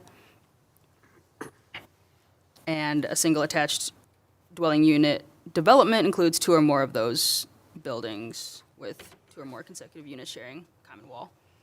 So we do have, site plan, we specified site plan approval, there's location requirements, number of units, internal setbacks. So it's similar to the multifamily and the internal setbacks and accessibility and facade variation, exterior material and parking. Anything on that? Site condominium. I do not believe that we changed anything from site condominium. I believe this was carried over from the previous one. It's a lot of kind of state-type considerations. Of course, it's a development option that people can and do utilize. Anything there? Have you seen any site condos anywhere? Yes, and Recently? too. Yeah, the one development on Hayes, yes, is going to be site condos. Oh, yeah, that, And there's the one behind the judge's house on Hayes. okay. Is another site condo. There's actually a lot of site condos, and There's a people lot. actually buy them thinking they're homes, and they don't realize there's a site condo. So it really just, I'm sure you're familiar, but it's, the ownership is really the, It's the ownership's the same, it's just a quicker way of putting up the construction. Right. Yeah. smoking lounges, we discussed in the buffering to duplicate that list, and we also, major thoroughfare. I have one question on smoking lounges. Do we require any kind of filtration? The state does. State does? That's all mandated by the state health department, yes. And we are in discussions about a hookah lounge ordinance internally as well, separate from just a smoking lounge or a cigar place, as some of our surrounding communities have.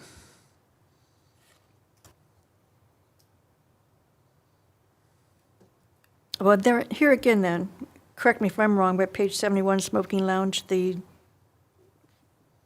buffer is 1,250 feet.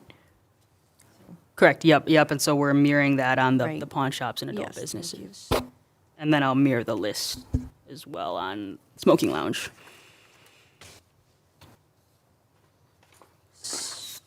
All right, state licensed residential facilities.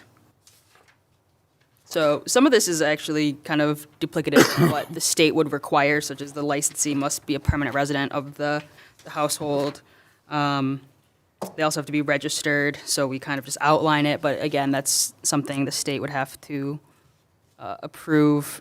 And we also, the only other thing we really note, besides defining kind of the state licensing types of operations, is that it has to be accessory to a single detached dwelling unit, so a single family home. It can't be in multi or.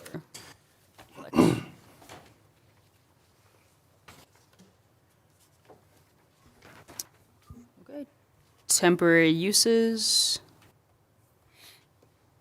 So we outline the types of temporary uses and what they'll require. So some will require a temporary use permit.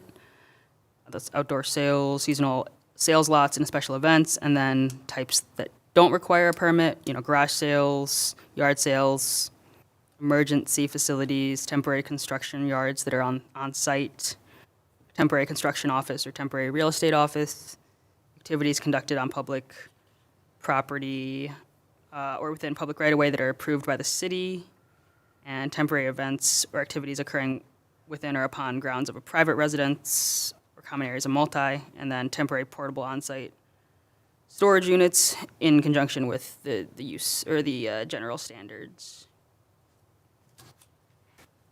Those are shipping containers, which again, we're getting ahead of ourselves, but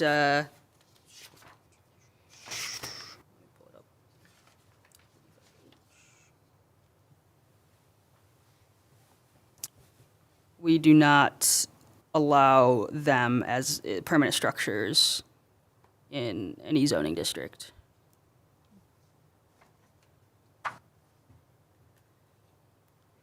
From there, we talk about, if a permit's required, what is required to be included in the application.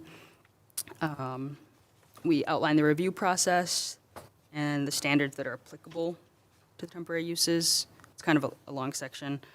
I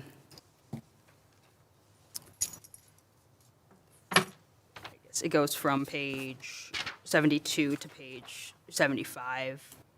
Again, I don't want to, read everything, but, we talk about limits to the temporary outdoor sales and, making sure they're not more than 30 days, but that we allow, 2 30-day periods per calendar year. So, I mean, a lot of what this is going to cover is like your fireworks sales, or maybe if there's like pumpkin sales, things like that.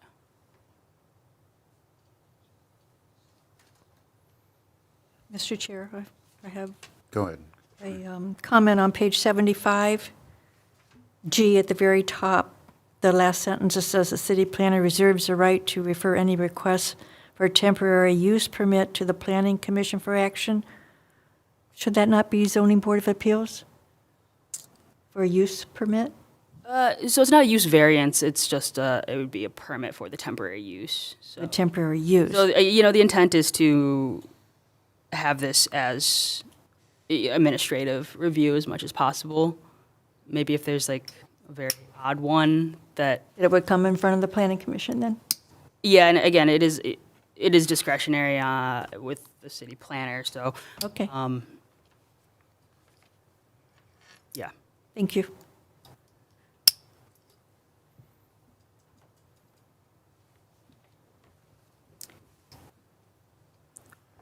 I'm going to move on to 24-hour operations, but if anything comes up under the temporary, kind of similar to the ADU's next meeting, please let me know. 24-hour operations, so buffering from residents, being on a major thoroughfare, and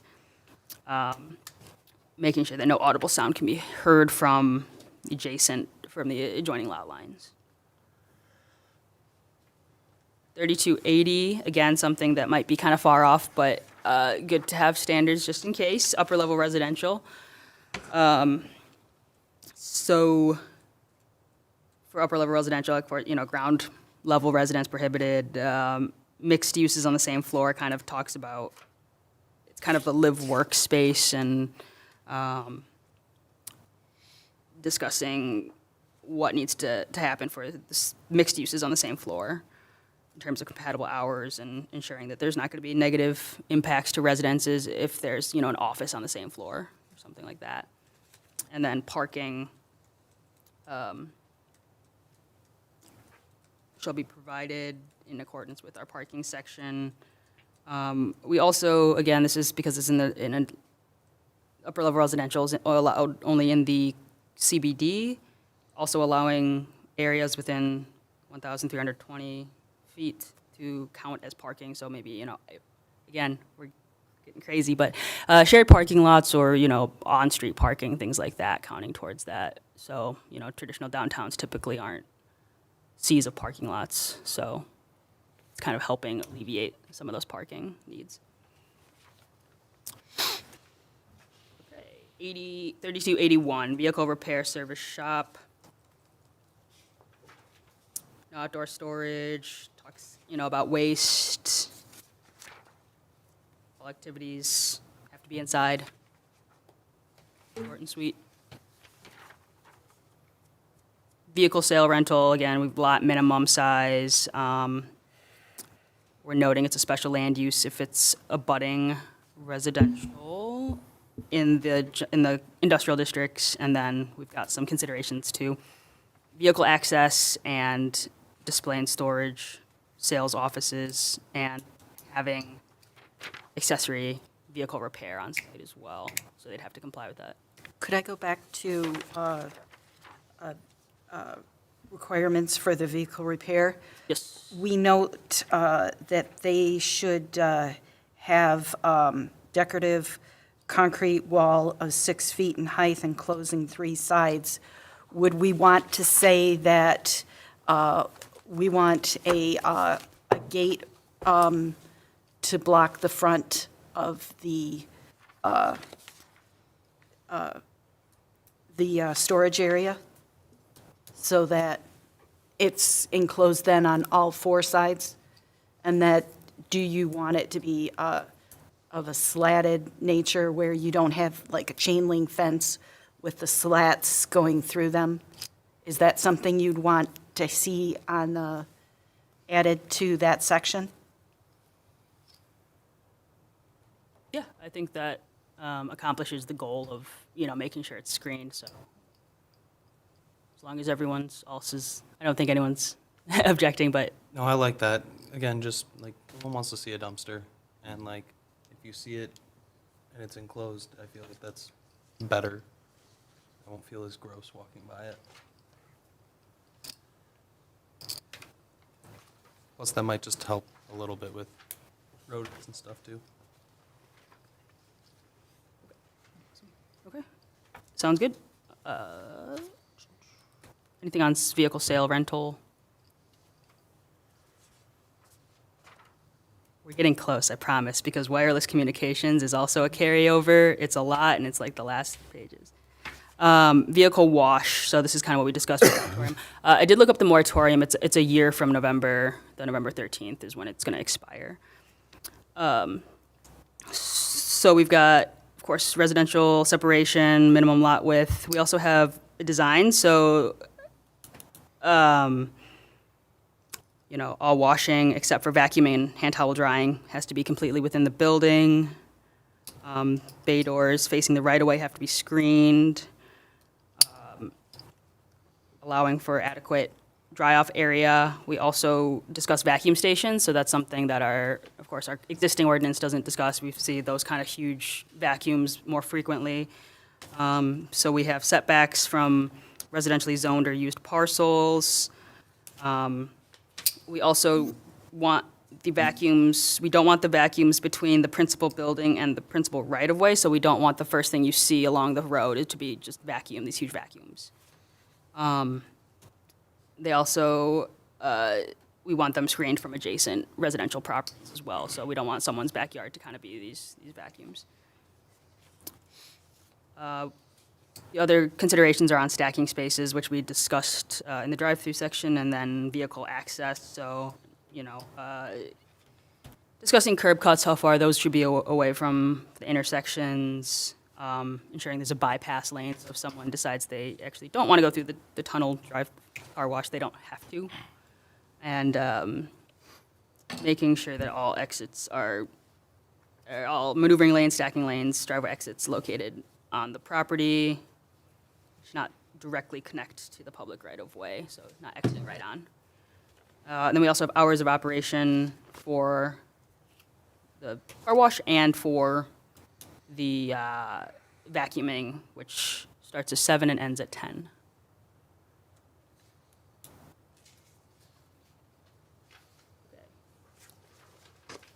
And then the last several pages of this article are wireless communication towers. A lot of that's more so federally regulated. Again, this is really just carried over. We updated the districts to the districts that we have now. But again, a lot of it's kind of federally regulated, so we didn't want to mess with that too much. But if anyone is a wireless tower expert and has concerns, please, by all means. Commissioner Meyer. The only item I was wondering was under 3284, number 2 on page 77, it said, "In all cases, communication towers shall be designed to blend into the surrounding environment to the maximum extent feasible." It seemed rather vague. It's rarely feasible. I have seen it done where like they built a lighthouse around one in St. Clair Shores. They tried to do it and hide them, but There's a couple of fake trees out there. yeah, that you it's a can couple see. fake trees. There's one off 696. Arizona has cactuses. Yeah, it's as feasible as a very Michigan? yeah. Well, that's even funnier. Yeah, no one's putting up new cell phone towers right now, guys. So Yeah. yeah. Oh, piggybacking. Yeah, they co-locate. Commissioner Kyle? My only question is, all the stuff that we're going over, is this all for new construction things? I mean, this isn't for pre-existing, correct? Yeah, that's correct.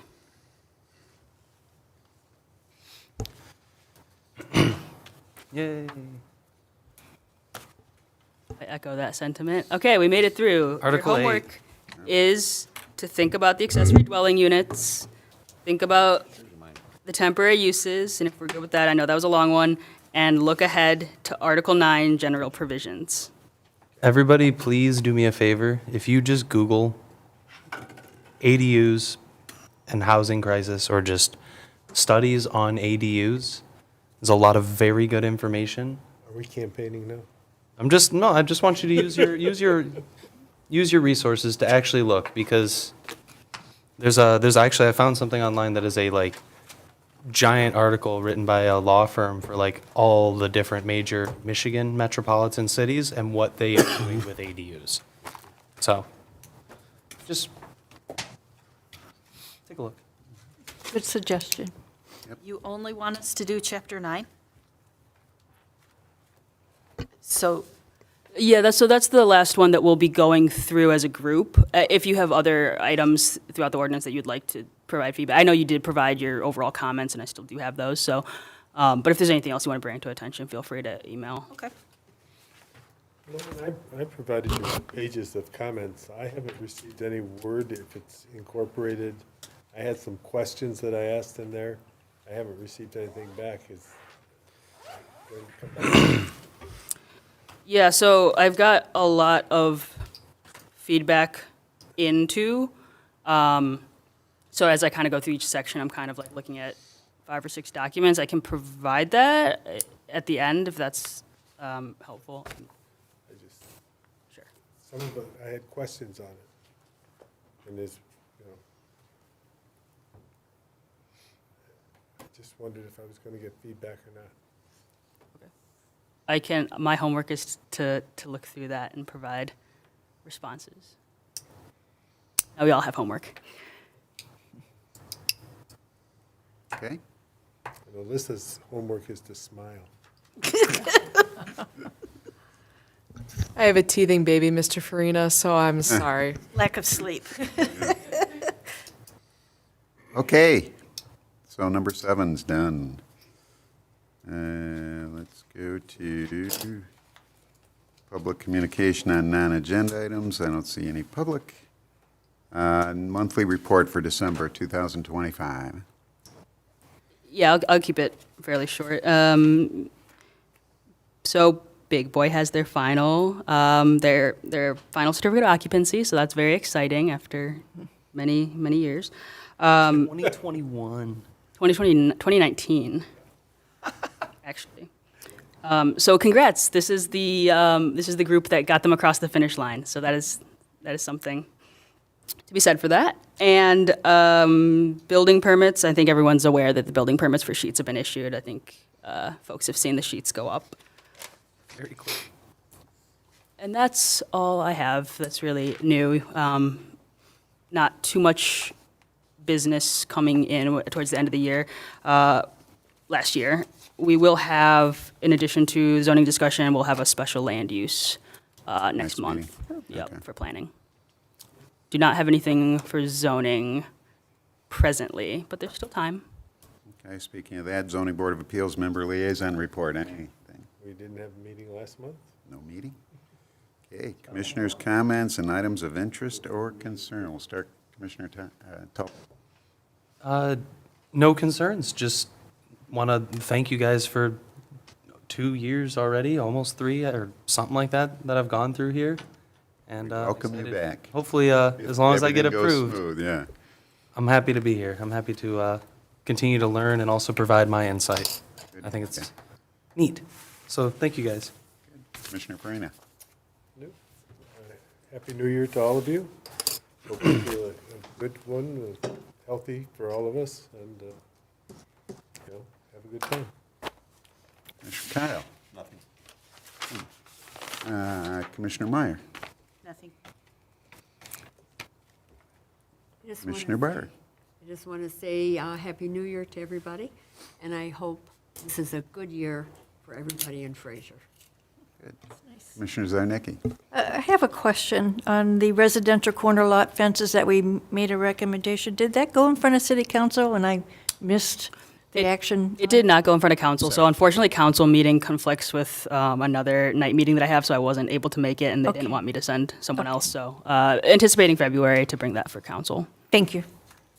Happy New Year, everyone. Thank you. Thanks. August, anything?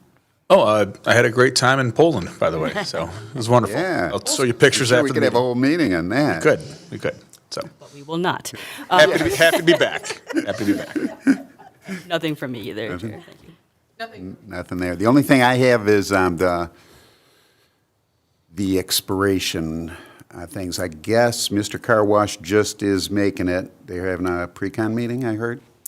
Yeah, they already have taken action. They've applied for, their lot split, lot combos, so they are not in threat of kind of expiring on that. So the only other one I think coming up would be that development on Utica.